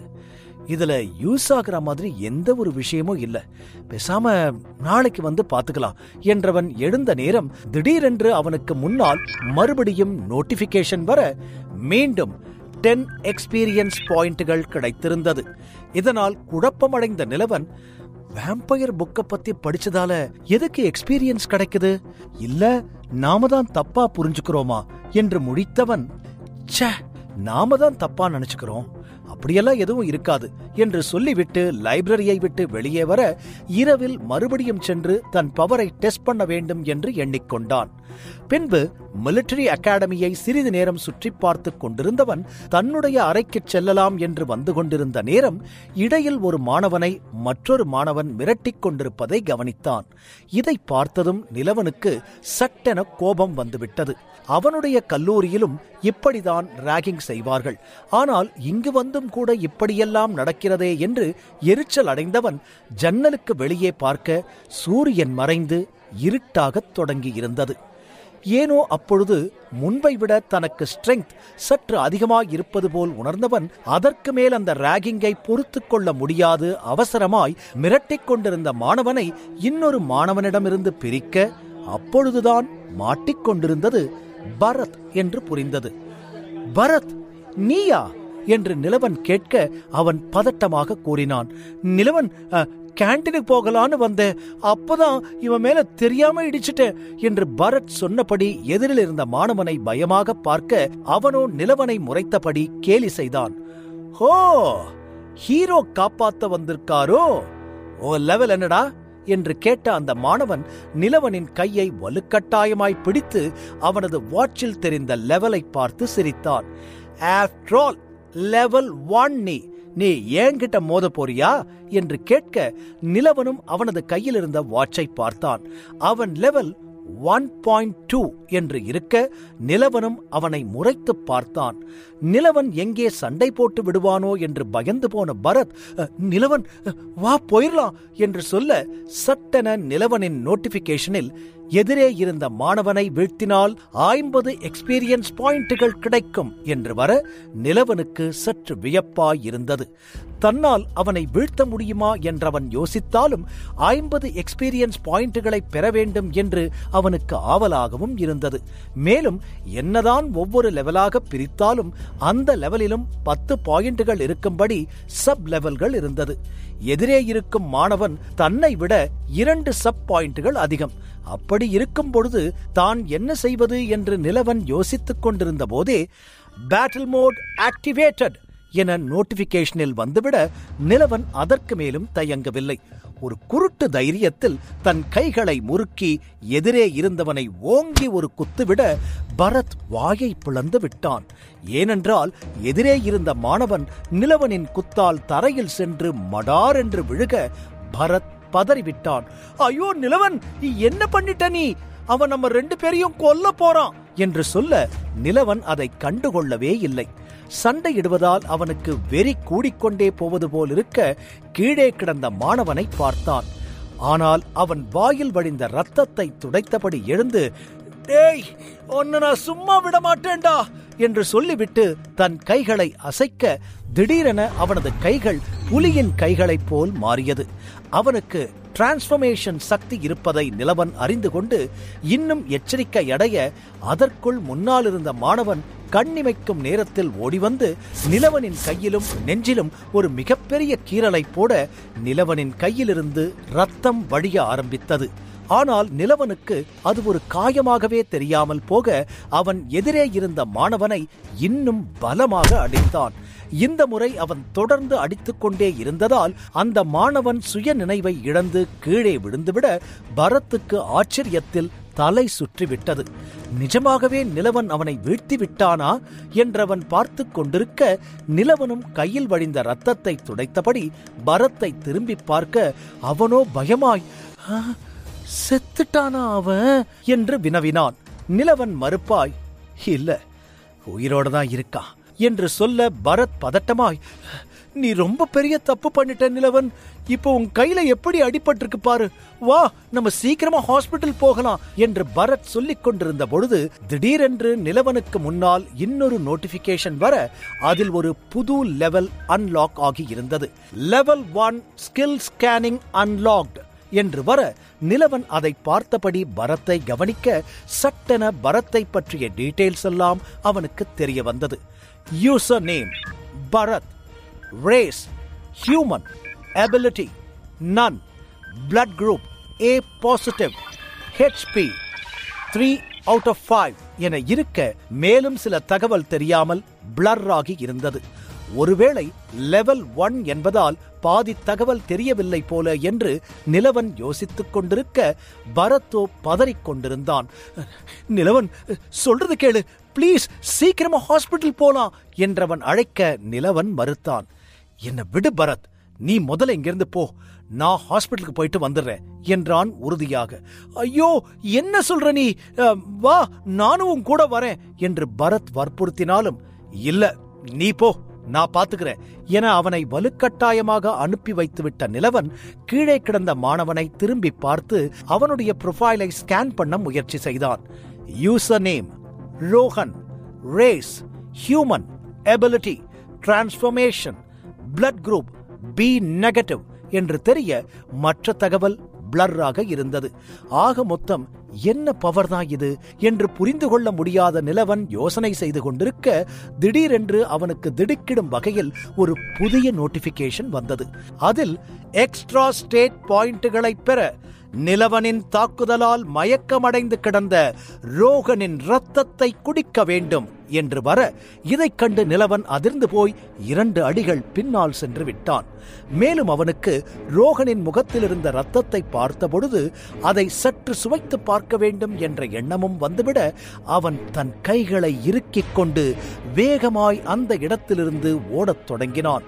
செல்லும் வழியில் அவனது கையில் இருந்த காயமும் வேகமாக மறைந்து கொண்டே வர, இதைக் கண்டு நிலவன் முற்றிலுமாய் அதிர்ச்சியடைந்து போனான். மிலிட்டரி அகாடமியின் லைப்ரரியில் இருந்து வந்து கொண்டிருந்த நிலவன் வழியில் ரோஹன் என்னும் மாணவனிடம் பரத் மாட்டிக்கொண்டிருப்பதை பார்த்து அவனுக்கு உதவி செய்வதற்காக சென்றான். ஆனால் இறுதியில் நிலவன் ரோகனை தாக்கிவிட அவனது சிஸ்டம் ரோகனின் இரத்தத்தை குடிக்கும்படி கூறியது. மேலும் நிலவனுக்கும் இரத்தத்தை சுவைக்க வேண்டும் என்ற எண்ணம் வந்துவிட்டதால் அவன் உடனடியாய் அங்கிருந்து ஓடத் தொடங்கினான். செல்லும் வழியில் அவனது கையில் இருந்த காயம் மறைந்து கொண்டே வர அவனது நெஞ்சில் ஏற்பட்டிருந்த காயமும் முற்றிலுமாக மறைந்துவிட்டது. நேரடியாய் ரெஸ்ட் ரூமுக்குள் சென்ற நிலவன் அங்கே யாரும் இல்லாததை உறுதிப்படுத்திக் கொண்டு தனது சட்டையை கழட்டி பார்த்தால் நெஞ்சில் காயம் ஏற்பட்டதற்கான எந்த ஒரு அடையாளமும் இருக்கவில்லை. கையும் சாதாரணமாகவே இருக்க அவனுக்கு திடீரென்று பயம் ஏற்படத் தொடங்கியது. தன்னுடைய சிஸ்டம் இரத்தத்தை குடிக்கும்படியெல்லாம் எதற்காக டெய்லி ரிக்வெஸ்ட் கொடுக்க வேண்டும் என்றவன் பதட்டமாய் யோசிக்க, ஒருவேளை தான் வேம்பயராக இருப்போமோ என்று அவனுக்கே உறுத்தத் தொடங்கியது. ஆனால் வேம்பயர் போன்ற விஷயங்களை எல்லாம் இந்த மாடர்ன் உலகத்தில் யார் நம்புவார்கள் என்று எண்ணியவன் தன் உடலில் நிறைய மாற்றங்கள் ஏற்படுவதை பார்த்து கொண்டிருக்க அவனுக்கு அதிகமாக பசிக்கத் தொடங்கியது. அதற்கு தகுந்தாற்போல் பசியின் அளவு அதிகமாகிக் கொண்டிருக்கிறது என்று நோட்டிபிகேஷன் வர நிலவனுக்கு ஏதாவது செய்ய வேண்டும் என்று கைகளும் துருதுருவென்று இருந்தது. பேசாமல் டெஸ்டிங் சென்டருக்கு சென்று மறுபடியும் தன் பவரை டெஸ்ட் பண்ண வேண்டும் என்று நினைத்தான். அவனது சட்டையில் புலியின் நகங்கள் பட்ட 3 கோடுகள் மட்டுமே இருக்க அதை யாரும் பார்க்காதபடி மறைத்துக் கொண்டு நிலவன் வேகமாக டெஸ்டிங் சென்டரை நோக்கி செல்லத் தொடங்கினான். அது டின்னர் டைம் என்பதால் மாணவர்கள் எல்லாம் மெஸ்ஸில் இருந்தார்கள். டெஸ்டிங் சென்டர் அருகே யாரும் இருக்கவில்லை. எனவே தன் வாட்சை வைத்து ஆக்சஸ் பெற்றுக்கொண்டு நிலவன் தன்னை யாரும் கவனிக்கிறார்களா என்பதை பார்த்து கொண்டு டெஸ்டிங் சென்டருக்குள் நுழைந்து தனக்கு வைத்த அதே டெஸ்டுகளை மறுபடியும் செய்து பார்க்க இந்த முறை அவனது ஸ்கோர்ஸ் எல்லாம் மிகவும் அதிகமாக வந்தது. அந்த நேரம் எதேச்சையாக அந்த வழியாக சென்று கொண்டிருந்த சமீரா டெஸ்டிங் சென்டருக்குள் நிலவன் மட்டும் தனியாக இருப்பதை கவனித்தாள். ஏதோ ஒரு உள்ளுணர்வு உந்த அவன் அறியாமல் நின்று என்ன செய்து கொண்டிருக்கிறான் என்று பார்க்கத் தொடங்கினாள். நிலவன் செய்த டெஸ்டிங்கில் எல்லாம் அதிக ஸ்கோர் வந்தது அவளுக்கு வியப்பாயிருக்க, பின்பு எதற்காக காலையில் அவன் மிகவும் சாதாரணமாக விளையாடினான் என்று சந்தேகமாக பார்த்தாள்.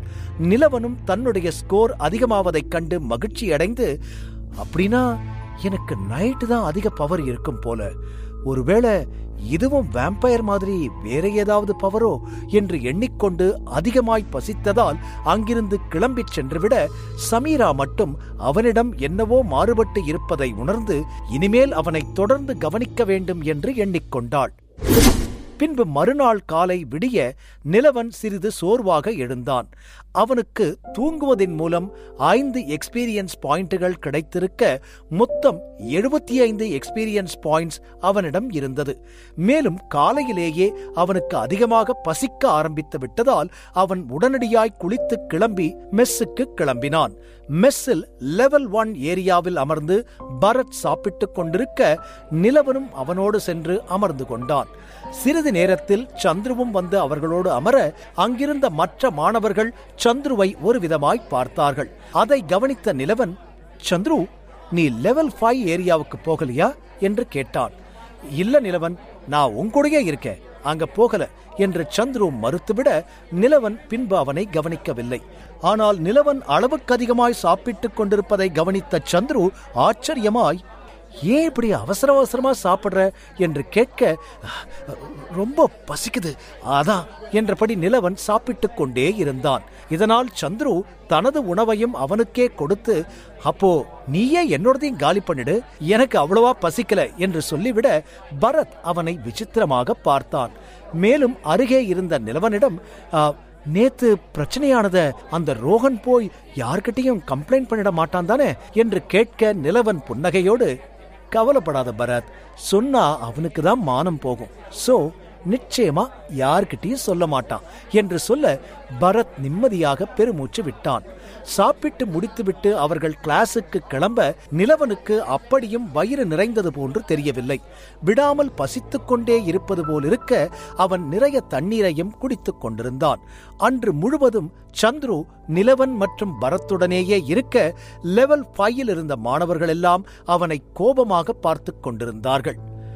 தங்களைப் போன்று அதிக பவர் உள்ள மாணவர்கள் சாதாரண லெவல் 1 மாணவர்களோடு இருந்தால் மற்றவர்களுக்கு தங்கள் மீது இருக்கும் பயம் என்ன ஆவது என்று எண்ணிக்கொள்ள அதற்கு தகுந்தாற்போல் திடீரென்று 2வது வருடத்தை சேர்ந்த மாணவனான தேவ் என்பவன் நிலவன், பரத் மற்றும் சந்துரு மூவரையும் தனியாக அழைத்துச் சென்று எச்சரிக்கை செய்தான். சந்துரு, உன்னோட லெவல் இவங்களை விட அதிகம், சோ நீ இவங்க கூட எல்லாம் இருக்கக்கூடாது, உன் லெவல்ல இருக்கிற ஸ்டூடெண்ட்ஸ் கூட ஃப்ரெண்ட்ஷிப்பை வச்சுக்கோ என்று சொல்ல சந்துருவோ அவனை முறைத்தான்.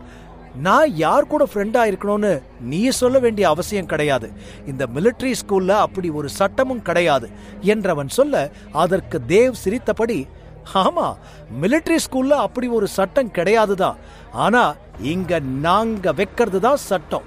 நீ இனிமே இவங்க 2 பேர் கூடயும் ஒன்னா இருக்கக்கூடாது, அத மீறி இருந்தேன்னா வரப்போற பிரச்சனைய நீ எப்படி சமாளிக்க போறேன்னு நானும் பாக்குறேன். அண்ட் இன்னொரு விஷயம், நான் ஒரு தடவை பொறுமையா சொல்லுவேன், இதே மாதிரி எல்லா தடவையும் சொல்லிட்டு இருக்க மாட்டேன் என்று சொல்லிவிட்டு தேவ் சென்றுவிட பரத் சற்று கலக்கமாக நிலவனை பார்த்தான்.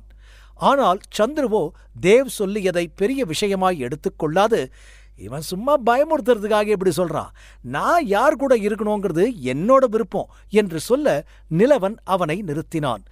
இல்ல சந்துரு, நீ எங்க கூட இருந்தேனா இப்படி தொடர்ந்து ஏதாவது பிரச்சனை வந்துகிட்டே தான் இருக்கும், இதனால உன்னாலேயும் நிம்மதியா இருக்க முடியாது, எங்களாலேயும் நிம்மதியா இருக்க முடியாது.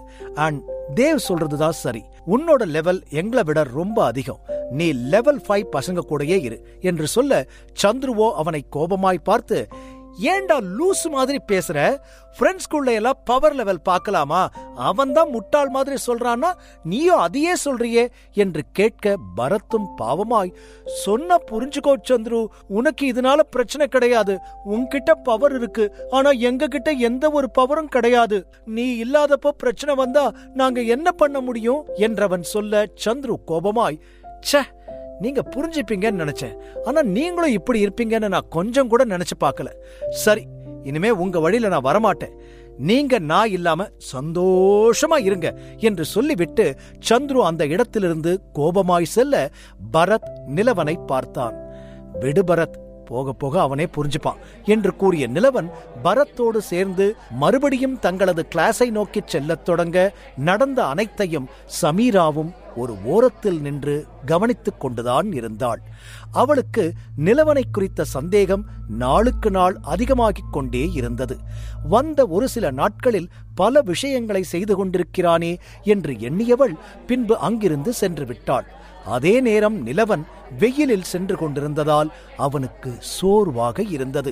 மேலும் தன் உடலில் இருந்த அனைத்து நீர்ச்சத்தும் குறைந்து விட்டதைப் போல் உணர்ந்த நிலவன் வேர்த்து வடிந்தபடி நடந்து வர பரத் அவனை வியப்பாய் பார்த்து, என்னாச்சு நிலவன், எதுக்காக உனக்கு இப்படி வேர்க்குது, உடம்பு சரியில்லையா என்று கேட்க நிலவன் மறுத்தான்.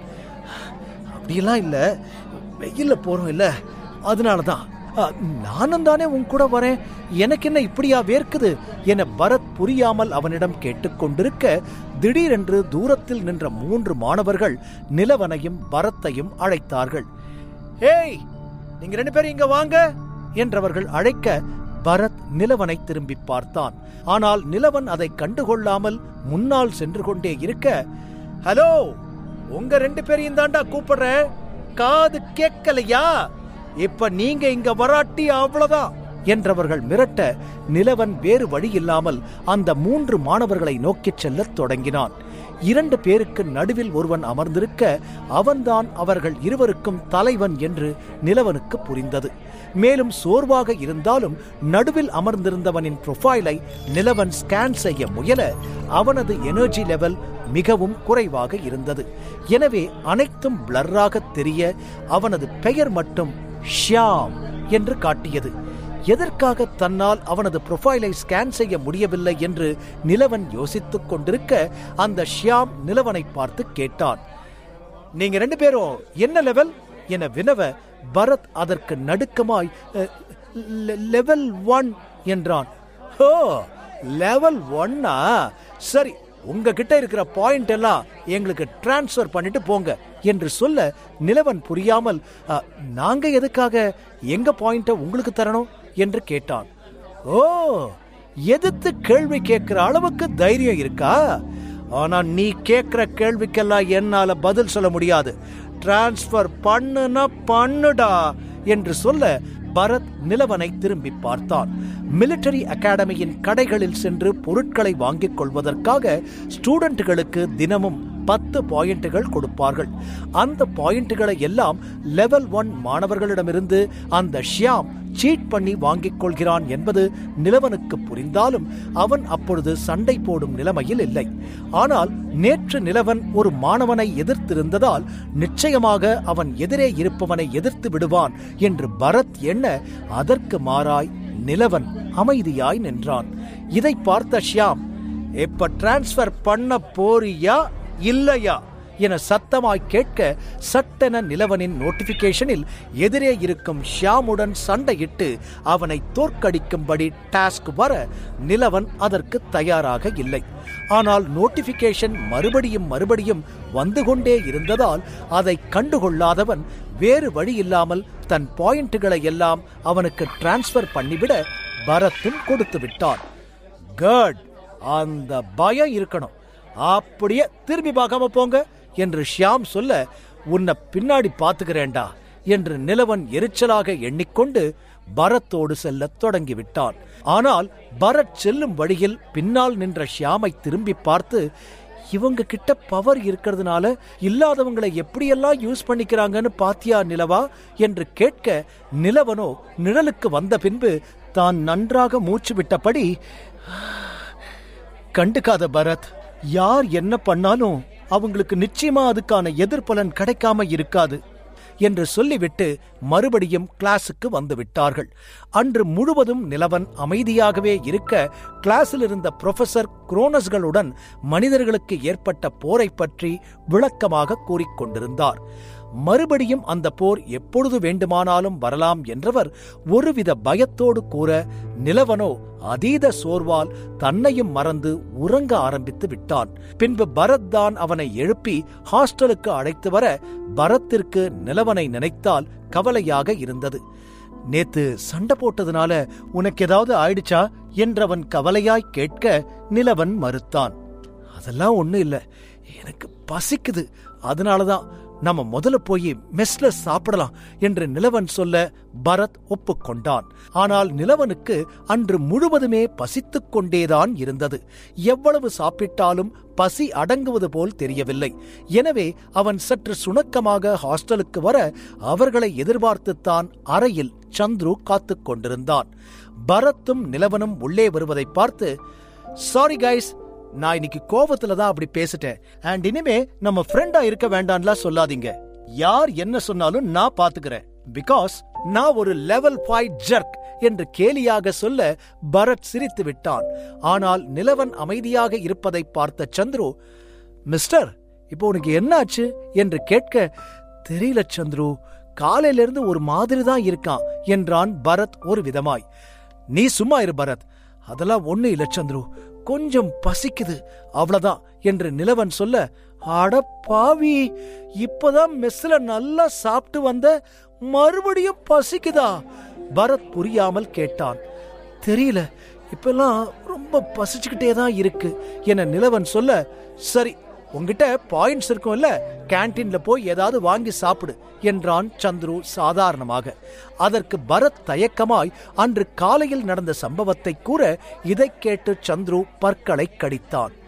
பவர் இருக்கிறதால என்ன வேணாலும் பண்ணலாமா? நான் அவங்கள பாத்துக்கிறேன். அண்ட் நிலவா, என்னோட பாயிண்ட உனக்கு தரேன், நீ போய் ஏதாவது வாங்கி சாப்பிடு என்று கூறிய சந்துரு நிலவன் மறுத்தாலும் கேட்காமல் தன்னுடைய 10 பாயிண்டுகளை அவனுக்கு டிரான்ஸ்பர் பண்ணினான். நிலவனும் வேறு வழியில்லாமல் அதை ஏற்றுக்கொண்டு ஏனோ எதிரே இருந்த சந்துருவின் ப்ரொஃபைலை ஸ்கேன் பண்ண முயற்சிக்க, இப்பொழுது இரவு தொடங்கி இருந்ததால் சில தகவல்கள் மட்டும் வந்தது. User name Chandru, race human, ability none, HP 4 out of 5 என்று வர, இதை பார்த்து நிலவனுக்கு யோசனையாக இருந்தது. அது எப்படி சந்துருவுக்கு பவர் இல்லேன்னு வருது?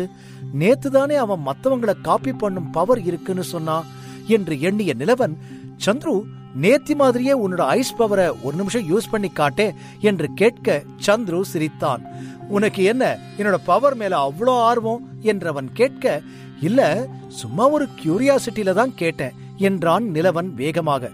Okay okay, no problem. ஆனா என்னால ஒரு நாளைக்கு ஒருத்தங்களுடைய பவரை மட்டும்தான் காப்பி பண்ண முடியும். மறுநாள் அந்த டேட்டா தானாவே அழிஞ்சிடும். நான் இன்னைக்கு யாரையும் டச் பண்ணல.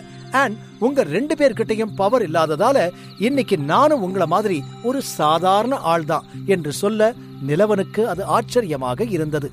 சரி, என்ன பத்தி விசாரிச்சுக்கிட்டு இருக்காம நீ முதல்ல கேன்டீன் போயிட்டு வா என்று சந்துரு சொல்ல, நிலவனும் அதை ஒப்புக்கொண்டு அங்கிருந்து சிறிது தொலைவில் தள்ளி இருக்கும் கேன்டீனை நோக்கி செல்லத் தொடங்கினான். அது இரவு நேரம் என்பதால் கேன்டீனில் அதிகமாய் ஆட்கள் இருக்கவில்லை. ஆனால் மிலிட்டரி அகாடமியை சேர்ந்த சில ஹையர் அபிஷியல்ஸ் மட்டும் அந்த நேரத்தில் வந்து காஃபி சாப்பிட்டு கொண்டிருக்க, அதையெல்லாம் கவனித்தபடி தனக்கு தேவையான ஸ்நாக்ஸை வாங்கிக் கொண்டு நிலவன் கடையிலிருந்து வெளியே வந்தான். மேலும் இரவு நேரம் வந்துவிட்டதால் நிலவனின் பவர் சற்று அதிகமானது போல் இருக்க, அவன் வேகமாக ஓடி தன்னுடைய ஸ்பீடை கவனித்தான். கண்ணிமைக்கும் நேரத்திற்குள் அவன் 1 கிலோமீட்டரை கடந்து ஓடியிருக்க அவனுக்கு உற்சாகமாயிருந்தது. வாவ், இந்த பவர் தினம் தினம் என்ன ஆச்சரியப்படுத்திக்கிட்டே இருக்கு. இன்னும் இதுல எவ்வளவு மாற்றம் வருமோ என்றவன் யோசித்துக் கொண்டிருந்த நேரம் திடீரென்று அவனுக்கு முன்னால் ஒரு பார்க் தெரிந்தது. கூடவே அந்த பார்க்கிற்குள் ஷியாம் மட்டும் தனியாக நடந்து சென்று கொண்டிருக்க, அவனை பார்த்ததும் நிலவனுக்கு கடுப்பானது. இன்று காலையில் தன்னிடமும் பரத்திடமும் அவன் பாயிண்டுகளை மிரட்டி பிடுங்கியதை நினைத்து கொண்டவன் அவனை இப்பொழுது சென்று தாக்கலாம் என்ற முடிவோடு தன்னிடமிருந்த கர்ச்சீஃபை எடுத்து முகத்தில் கட்டிக்கொண்டு ஷியாமை நோக்கிச் செல்ல, அவனும் தன் பின்னால் யாரோ வரும் சத்தத்தை கேட்டு திரும்பி பார்த்தான். ஆனால் அவனுக்கு சிறிதும் நேரம் தராத நிலவன் அவன் முகத்தில் ஓங்கி ஒரு குத்துவிடச் செல்ல, திடீரென்று ஷியாமின் முகம் கல் போல இறுகிவிட்டது. இதனால் கருங்கல்லில் குத்தியது போல் நிலவனின் கைகள் வலிக்க, அவன் அவசரமாக ஷியாமின் ப்ரொஃபைலை பார்க்க முயற்சி செய்தான். அதே நேரம் அவனின் நோட்டிபிகேஷனில் ஷியாமை தோற்கடித்து அவனது இரத்தத்தை குடிக்கும்படி வர, அவனுக்கு மறுபடியும் கலவரமாகத் தொடங்கியது. நிலவனின் சிஸ்டத்தில் ஷியாமை தோற்கடித்து அவனது இரத்தத்தை குடிக்கும்படி வர நிலவனுக்கு பதட்டமாகத் தொடங்கியது. கூடவே அவனுக்கு இரத்தத்தின் சுவையை பார்க்க வேண்டும் என்ற உந்துதல் கட்டுப்படுத்த முடியாத எல்லையை நோக்கிச் செல்வது போலிருக்க, அவனும் தன் கைகளை இறுக்கிக் கொண்டு எதிரே இருந்த ஷியாமை பார்த்தான். ஆனால் ஷியாமோ கோபமாய், யாருடா நீ? தைரியம் இருந்தா முகத்துல இருக்கிற கர்ச்சீஃபை எடுத்துட்டு சண்டை போடு பாப்போம். இப்படி பயந்தாங்கொள்ளி மாதிரி மூஞ்சிய மறைச்சுக்கிட்டு சண்டை போட வர என்று கத்திக்கொண்டே நிலவனின் கையில் இருந்த வாட்சை பார்க்க அது லெவல் 1 என்று காட்டியது. இதனால் மேலும் கோபமடைந்த ஷியாம், ஆஃப்டர் ஆல் லெவல் 1 நீ என்னையே பீட் பண்ணணும்னு நினைக்கிறியா? வெயிட், நீ யாருன்னு எனக்கு தெரிஞ்சு போச்சு. இன்னைக்கு நான் நிறைய லெவல் 1 லூசர்ஸ் கிட்ட பாயிண்ட்ஸ் மிரட்டி வாங்கினேன். அதுல இருந்த யாரோ ஒருத்தன் தானே நீ. இப்ப என்ன ரிவெஞ்ச் எடுக்க வந்திருக்கியா? இன்ட்ரஸ்டிங். அப்ப வா, 2 பேரும் நேருக்கு நேரா மோதி பார்க்கலாம் என்று ஷியாம் அழைக்க, நிலவன் ரத்தத்தை அருந்த வேண்டும் என்ற தன் எண்ணத்தை குறைத்துக் கொண்டு ஷியாமின் சிஸ்டத்தை ஸ்கேன் செய்தான். இரவு நேரம் என்பதால் நிலவனை ஏமாற்றாது உடனடியாய் ஷியாமின் மொத்த டேட்டாவும் வரத் தொடங்கியது. User name Shyam, race human, ability hardening, blood type B negative என்று வர நிலவன் அதை பார்த்து கொண்டே இருந்ததால் ஷியாம் கத்தினான். என்னடா பாக்குற? தைரியம் இருந்தா என் கூட சண்டை போட்டு ஜெயிக்க பாரு என்றவன் அரைகூவல் விடுக்க நிலவனுக்கு கோபம் அதிகமானது. நிலவன் முன்பெல்லாம் என்ன நடந்தாலும் கோபப்பட்டதே கிடையாது. அனைத்தையும் பொறுத்து பொறுத்து போகக்கூடியவன். திடீரென்று அவனது உடம்பில் அந்த சிஸ்டம் இன்ஸ்டால் ஆன பின்பு பயங்கரமாய் கோபம் வந்தது. அதிலும் கோபத்தை கட்டுப்படுத்தவே முடியாதது போல் அவனது உடம்பில் இருந்த ரத்தம் எல்லாம் அதிகமாய் சர்க்குலேட் ஆவது போல் இருக்க, அவன் ஷியாமை முறைத்துக் கொண்டே மறுபடியும் சென்று கழுத்தில் தாக்க, ஷியாம் தன் கழுத்து பகுதியை கல்லை போன்று மாற்றிக்கொண்டான். ஷியாமின் பவர் அதுதான். அவன் நினைக்கும் பொழுதெல்லாம் தன் உடம்பில் உள்ள பாகங்களை கருங்கல்லை போன்று கடுமையாக்கிக் கொள்ள முடியும். இது நிலவனுக்கு தெரிந்தாலும் இருந்த கோபத்தில் அவன் ஆத்திரமாய்ச் சென்று ஷியாமை அடித்துக் கொண்டிருக்க, இந்த முறை அவனது கையில் பலமான காயம் ஏற்பட்டது. என்ன, அவ்வளவுதானா? அதுக்குள்ள டயர்ட் ஆயிட்டியா என்று ஷியாம் வேறு நிலவனை சீண்ட, அவனது சிஸ்டம் ஒரு எச்சரிக்கை நோட்டிபிகேஷனை கொடுத்தது. கை எலும்புகள் உடைந்து போயிருக்கிறது என்றது தெரிவிக்க நிலவனுக்கு அதிர்ச்சியாயிருந்தது.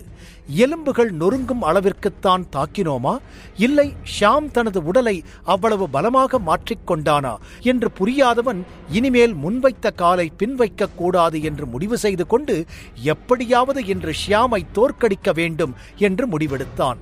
மேலும் அவன் கவனித்த விஷயம் என்னவென்றால், ஷியாம் ஒரு நேரத்தில் ஒரே ஒரு பாகத்தை தான் கடினமாக மாற்றிக்கொண்டான்.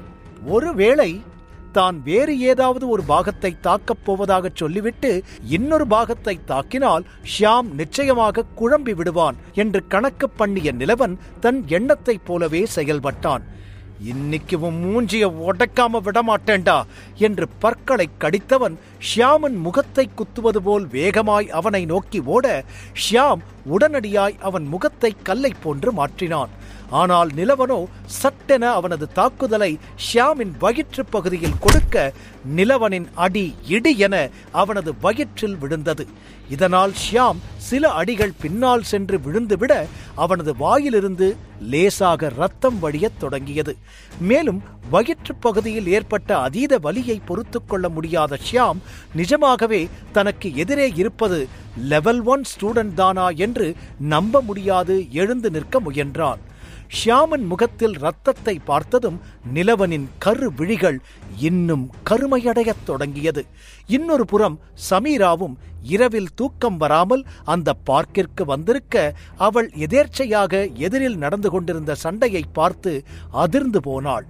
மிலிட்டரி அகாடமியில் மாணவர்களுக்குள் சண்டை நடக்கும் என்பது அவள் ஏற்கனவே அறிந்திருந்த விஷயம்தான். ஆனால் முகத்தில் கர்ச்சீஃபை கட்டிக்கொண்டு இன்னொரு மாணவனை புரட்டி எடுத்துக் கொண்டிருந்த அந்த மர்ம மனிதனை பார்த்து சமீராவுக்கு மிகவும் ஆச்சரியமாக இருந்தது. இவன் ஸ்டூடெண்ட் தானா இல்ல வேறு யாருமா என்று எண்ணியவள் நிலவனின் கண்களில் படாதபடி ஒரு பெரிய புதருக்கு பின்னால் சென்று மறைந்து கொள்ள, தனக்கு முன்னால் நடக்கும் அனைத்தையும் கவனமாக பார்க்கத் தொடங்கினாள். சமீரா அந்த இடத்திலிருந்து தாங்கள் சண்டையிட்டுக் கொண்டிருப்பதை அறியாத நிலவனோ ஷியாமின் ரத்தத்தை நோக்கி தான் அதிகமாக ஈர்க்கப்படுவதை உணர்ந்தான். எனவே தன் தலையை குலுக்கி அதை புறம் தள்ளியவன் மறுபடியும் எழுந்து நின்று ஷியாமின் தோள்பட்டையில் தாக்கப் போவதைப் போல் அவன் தாடையில் பலமாய் ஒரு குத்துவிட, இந்த முறை ஷியாம் வலியில் கத்திக்கொண்டே பல அடி தூரம் சென்று கீழே விழுந்து அப்படியே தன் சுய நினைவை இழந்து விட்டான். இதை பார்த்து நிம்மதியாய் மூச்சுவிட்ட நிலவன் அப்பொழுதுதான் உடைந்து போன தன் கையின் வலியை அதிகமாக உணரத் தொடங்க திடீரென்று அவனது நோட்டிபிகேஷனில் second fight completed, 50 experience point granted என்று வர அவன் எதிர்பார்த்தது போலவே 100 எக்ஸ்பீரியன்ஸ் பாயிண்டுகளை அடைந்திருந்தான். இருப்பினும் அதை நினைத்து மகிழ முடியாத நிலவன் உடைந்து போன தன் கைகளை இறுக்கமாய் பிடித்துக் கொண்டு இப்பொழுது என்ன செய்வது என்று யோசித்துக் கொண்டிருக்க மறுபடியும் அவனது சிஸ்டத்தில் அடுத்த லெவலுக்கு போக விரும்புகிறாயா என்ற வினா வர நிலவனுக்கு அந்த நிலையிலும் சிரிப்பு வந்துவிட்டது. அவன் எப்படியாவது தன் உடம்பில் இருக்கும் மாற்றத்தை அறிந்து கொள்ள துடித்துக் கொண்டிருந்தால் இந்த சிஸ்டம் இப்படி சில்லியாக கேள்வி கேட்கிறதே என்று எண்ணியவன், ஆஃப்கோர்ஸ் இதுக்காகத்தான் நான் இவ்வளோ வெயிட் பண்ணிக்கிட்டு இருக்கேன், இப்பவே என்ன டெவலப் பண்ணு, நெக்ஸ்ட் லெவலுக்கு ப்ரொமோட் பண்ணு என்று யாரிடமோ பேசுவதைப் போல் தன்னிடமே பேசிக்கொள்ள சட்டென அவனுக்கு எதிரே இருந்த நோட்டிபிகேஷன் ஸ்கிரீன் சிவப்பு நிறத்தில் மாறி பின்பு நீல நிறத்தில் வெடித்தது. பின்பு congratulations, now you are in level 2 என்று பெரிதாக வந்தது. அதை பார்த்து புன்னகித்த நிலவன், இப்ப நான் லெவல் 2க்கு வந்துட்டேன், இனி எனக்கு என்ன பவர்ஸ் எல்லாம் கிடைக்க போகுதோ என்று எண்ணிக்கொண்டே தன் சிஸ்டத்தை பார்த்து கொண்டிருக்க டக்கென சிஸ்டத்தில் புதிதாக ஒரு கவுண்ட் டவுன் தொடங்கியது. எதுக்காக இந்த கவுண்ட் டவுன் என்று நிலவன் யோசனையாய் பார்க்க அவனுக்கு மூச்சுவிட சிரமமாய் இருப்பது போல் இருந்தது. வாட்ஸ் ஹேப்பனிங் என்று நிலவன் தன் கைகளை பார்க்க தற்பொழுது பரிணாமம் தொடங்குகிறது என்று நோட்டிபிகேஷனில் முதலாவதாக வர நிலவனின் விழிகள் சிவப்பு நிறத்தில் மாறியது.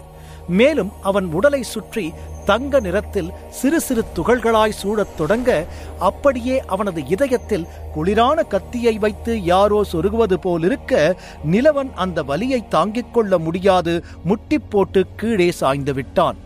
இத்தோடு அவனது உடலில் இருந்த இரத்தமெல்லாம் சுண்டிப் போவதைப் போலிருக்க கொஞ்சம் கொஞ்சமாய் உடலும் வெளிரிப்போன நிறத்திற்கு வரத் தொடங்கியது. அத்தோடு உடைந்து போன அவனது கை எலும்பும் ஒன்றாக கூடத் தொடங்க அந்த நொடிகள் யாவும் நிலவனுக்கு நரகத்தில் இருப்பது போல் இருந்தது. அவன் தன் உடலை குறுக்கிக் கொண்டு வலியை தாங்கிக் கொள்ள முடியாது கத்துவதற்கு வாயை திறந்தாலும் அவனது வாயிலிருந்து சுத்தமாக சத்தமே வெளிவரவில்லை. அதற்கு பதிலாய் அவனது 4 சிங்கப் பற்கள் சற்று நீளமாய் வளர்வது போலிருக்க நிலவன் தன் கண்களை இறுக்கமாய் மூடிக்கொண்டான். எவ்வளவு நேரம் இவ்வாறு இருந்தான் என்று அவனுக்கே தெரியாது. ஆனால் நரகத்தில் மாட்டிக்கொண்டு வெளிவர முடியாது தவித்துக் கொண்டிருந்தவனுக்கு மறுபடியும் அனைத்தும் அமைதியானது போல் தெரிய சட்டென தன் கண்களை விரித்துப் பார்த்தான். இப்பொழுது அவன் உடல் எப்பொழுதும் போல்தான் இருந்தது. ஆனால் அவனது கையில் ஏற்பட்ட பிராக்சர் முற்றிலும் சரியாகி இருக்க அதிசயமாக அதை பார்த்து கொண்டிருந்தான். சிறிது நேரத்திற்கு முன்பு வந்த சமீரா சற்று தொலைவில் இருந்ததால் நிலவன் கீழே விழுந்ததற்கு பின்பு என்ன நடந்தது என்று அவளால் சரியாக பார்க்க முடியவில்லை. மேலும் கீழே அனைத்தும் இருட்டாக இருந்ததால் எங்க போனா அவன், ஒருவேளை தப்பிச்சு போயிட்டானா என்றவள் புரியாது முன்னால் சென்று பார்ப்போமா இல்ல வேண்டாமா என்ற குழப்பத்தோடு நின்று கொண்டிருந்தாள். நிலவன் தன் உடல் சாதாரணமாக மாறிய பின்னால் தடுமாற்றமாக எழுந்து நின்றான். இப்பொழுது அவனது சிஸ்டத்தில் பரிணாமம் முடிவடைந்து விட்டது, முந்தைய மனித உடல் ஹாஃப்லிங்காக மாறி உள்ளது என்று வர நிலவனுக்கு பயங்கரமான அதிர்ச்சி. ஏனென்றால் ஹாஃப்லிங் என்பது அவ்வளவு சாதாரணமான மாற்றம் கிடையாது. மனித இனமும் வேறு ஏதேனும் ஒரு சக்தி வாய்ந்த இனமும் ஒன்றாக இணைந்து உருவான இனத்தை தான் ஹாஃப்லிங் என்று கூறுவார்கள். ஆனால் சாதாரண மனிதனான தான் எவ்வாறு ஹாஃப்லிங்காக மாற முடியும் என்றவன் நம்ப முடியாமல் நின்று கொண்டிருக்க இப்பொழுது 2வது லெவலுக்கான ஸ்கில் எல்லாம் அவனது சிஸ்டத்தில் வரத் தொடங்கியது. அதில் முதல் ஸ்கில்லாக பிளட் ஸ்வைப் என்று என்னவோ வர அதை நிலவன் கவனிக்கவில்லை. ஏனென்றால் அவனது நாக்கு அதீத வறட்சி அடைந்ததைப் போல் இருக்க கைகளும் லேசாக நடுங்குவது போல் இருந்தது. இப்பொழுதுதானே சாதாரணமாக மாறினோம், பின்பு மறுபடியும் என்ன ஆனது என்று புரியாது நிலவன் நடுங்கும் தன் கைகளை பார்த்து கொண்டிருக்க நோட்டிபிகேஷனில் உடனடியாக எச்சரிக்கை வந்துவிட்டது. இப்பொழுது லெவல் 2வில் இருப்பதால் உடனடியாக மனித இரத்தத்தை குடிக்க வேண்டும், இல்லை என்றால் 1 மணி நேரத்திற்கு ஒரு முறை உடம்பில் இருக்கும் HP லெவல் குறைந்து கொண்டே வரும் என்று வர நிலவனுக்கு பதட்டமானது. தான் எதற்காக இரத்தத்தை குடிக்க வேண்டும் என்று அவனுக்கு சுத்தமாக புரியவில்லை. ஆனால் இரத்தத்தை குடிக்கவில்லை என்றால் அவனது பசி அதிகமாகிக் கொண்டே சென்று இறுதியில் உயிருக்கே ஆபத்து வந்துவிடும் என்று நோட்டிபிகேஷனில் மறுபடியும் எச்சரிக்கை வர நிலவனுக்கு இருந்த பதட்டம் இரட்டிப்பானது. மேலும் அவனது இதய துடிப்பு நொடிக்கு 2 முறை கேட்பது போலிருக்க அவனுக்கு முதல் முறையாக தன் உடம்பில் இன்ஸ்டால் ஆகியிருக்கும் சிஸ்டத்தை பார்த்து பயமாக இருந்தது. கிட்டத்தட்ட அவனுக்கு நடந்து கொண்டிருக்கும் அனைத்து மாற்றங்களுமே ஒரு விஷயத்தை தான் மிகவும் தெளிவாக எடுத்து கூறியது. அந்த உண்மை அவனை 2 நாட்களாக விழித்து பார்த்து கொண்டிருந்தாலும் நிலவனால் அதை சிறிதும் ஏற்றுக்கொள்ள முடியவில்லை. தான் ஒரு வேம்பயரா? தன் உடம்பில் இன்ஸ்டால் ஆகியிருக்கும் இந்த புதிய சிஸ்டம் தன்னை இரத்த காட்டேரியாகவே மாற்றிவிட்டதா என்றவன் தன்னைத்தானே கேள்வி கேட்டுக்கொள்ள அவனது மனமோ கேலியாக சிரித்தது. நீ நிச்சயமா இரத்த காட்டேரிதான். சன்லைட் பட்டா டல் ஆகிற, நைட்ல மட்டும்தான் ஆக்டிவா இருக்கிற, கண்ணு கூட நைட்ல தான் நல்லா தெரியற மாதிரி இருக்கு, எப்ப பார்த்தாலும் பசிச்சுக்கிட்டே இருக்கு. இதையெல்லாம் போதாதுன்னு இரத்த காட்டேரி பத்தின புக்கு படிச்சா எக்ஸ்பீரியன்ஸ் கிடைக்குது. அப்புறம் நீ வேற என்னதான்னு நினைக்கிற? நீ நிச்சயமா ஒரு வேம்பயர் தான் என்றவன் மனம் சத்தியம் செய்யாத குறையாக கூற நிலவனுக்கு தனக்கு நிகழ்வதையெல்லாம் பார்த்தால் மிகவும் விசித்திரமாக இருந்தது. இதையெல்லாம் கூட ஒரு காரணம் இல்லை என்று ஒதுக்கிவிட்டாலும் அவனுக்கு ஏன் தான் சண்டையிட்டு தோற்கடிக்கும் அனைவரது இரத்தத்தையும் சுவைக்க வேண்டும் என்ற எண்ணம் வருகிறது என்பதுதான் சுத்தமாக புரியவில்லை. சாதாரண மனிதன் எதற்காக இரத்தத்தை குடிக்க வேண்டும்? வேம்பயர்கள் தானே இரத்தத்தை குடித்து தனது பவரை அதிகப்படுத்திக் கொள்ளும். இப்பொழுது அவனது சிஸ்டம் கூட அதைத்தான் செய்யும்படி கூறுகிறது. நிலவன் இரத்தத்தை குடிக்கவில்லை என்றால் அவனது HP அளவு குறைந்து கொண்டே வரும். அப்படியென்றால் நேரம் செல்ல செல்ல அவன் மிகவும் வீக்காகி விடுவான். ஒருவேளை தான் அப்படியும் இரத்தத்தை குடிக்க முடியாது என்று மறுத்துவிட்டால் ஒருவேளை இறந்தே விடுவோமோ என்றவனுக்கு மிகவும் பயமாக இருந்ததால் தனக்கு முன்னால் விழுந்து கிடந்த ஷியாமை தன்னுடைய இறை போல் பார்க்கத் தொடங்கினான். மேலும் அவனது உடலிலிருந்து வந்து கொண்டிருந்த இரத்தத்தை பார்த்து நிலவனுக்கு எச்சில் ஊறுவது போலிருக்க தன்னை நினைத்தாலே அவனுக்கு மிகவும் அருவருப்பாக இருந்தது. இந்த சிஸ்டம் ஆரம்பத்தில் இரத்தத்தை குடிக்கும்படி கூறத் தொடங்கி பின்பு தன்னை ஒரு முழு அரக்கனாகவே மாற்றிவிட்டால் என்ன செய்வது? மனிதர்களை கொல்ல வேண்டும், அவர்களை துன்புறுத்த வேண்டும் என்றெல்லாம் இந்த சிஸ்டம் தன்னை செய்யும்படி கோரினால் தன்னால் அப்படியெல்லாம் செய்ய முடியுமா என்று நிலவன் பதட்டமாக எண்ணிக்கொண்டிருக்க அவசரமாக தன் முகத்தில் இருந்த கர்ச்சீஃபை கழட்டி கீழே எறிந்தான். அவனுக்கு அதிகமாய் காற்று தேவைப்பட நீண்ட நீண்ட மூச்சுக்களை அவன் இழுத்து விட்டுக்கொண்டே நெஞ்சில் கை வைத்து குனிந்து கொள்ள இதையெல்லாம் பார்த்து கொண்டிருந்த சமீராவோ அதிர்ந்து போனாள். அந்த இடத்தில் அவள் நிலவனை நிச்சயமாக எதிர்பார்க்கவே இல்லை. ஒரு லெவல் 1 ஸ்டூடெண்டான நிலவன் எவ்வாறு இந்த அளவிற்கு மற்றவர்களை தாக்க முடியும்? நிச்சயமாக இவனிடம் ஏதோ ஒரு மர்மம் இருக்கிறது. ஆனால் அப்படி என்ன மர்மத்தை இவன் மறைத்துக் கொண்டிருக்கிறான்? மிலிட்டரி ஸ்கூலுக்கு சாதாரணமானவனைப் போல் வந்து அதன் பிறகு பெரிய திட்டம் எதையேனும் வைத்திருக்கிறானோ என்றவள் கலவரமாக பார்த்து கொண்டிருக்க அதே நேரம் ஷியாமின் உடம்பிலிருந்து வந்த இரத்தமோ நிலவனை அருகே வா என்று அழைப்பது போல் இருந்தது. சில இன்ச்சுகள் அதிகமாய் வளர்ந்து இருக்கும் அவனது சிங்கப் பற்களும் முணு என்று இருக்க நிலவன் தன் இரத்த வெறியை அடக்குவதற்கு பெரும் பாடுபடத் தொடங்கினான். சாதாரணமாய் இரத்தத்தை சுவைக்க வேண்டும் என்றவனது எண்ணம் வெறியாகவே மாறியிருக்க நிலவனின் மனதிற்குள் பற்பல எண்ணங்கள் தோன்றத் தொடங்கியது. எவ்வாறு தான் ஷியாமின் இரத்தத்தை குடிப்பது? ஒருவேளை தான் இரத்தத்தை குடிப்பதால் அவன் இறந்துவிட்டால் என்ன செய்ய முடியும்? ஒரு உயிரை கொன்ற பழி தன் மீதுதானே விடும் என்றவன் யோசித்துக் கொண்டிருக்க அவனது சிஸ்டமும் மறுபடியும் ஷியாமின் இரத்தத்தை குடிக்கும்படி நோட்டிபிகேஷன் தந்தது. ஒரு எல்லையில் தன் கட்டுப்பாட்டை இழந்துவிட்ட நிலவன் பேசாமல் இரத்தத்தை ஏன் குடிக்கக்கூடாது?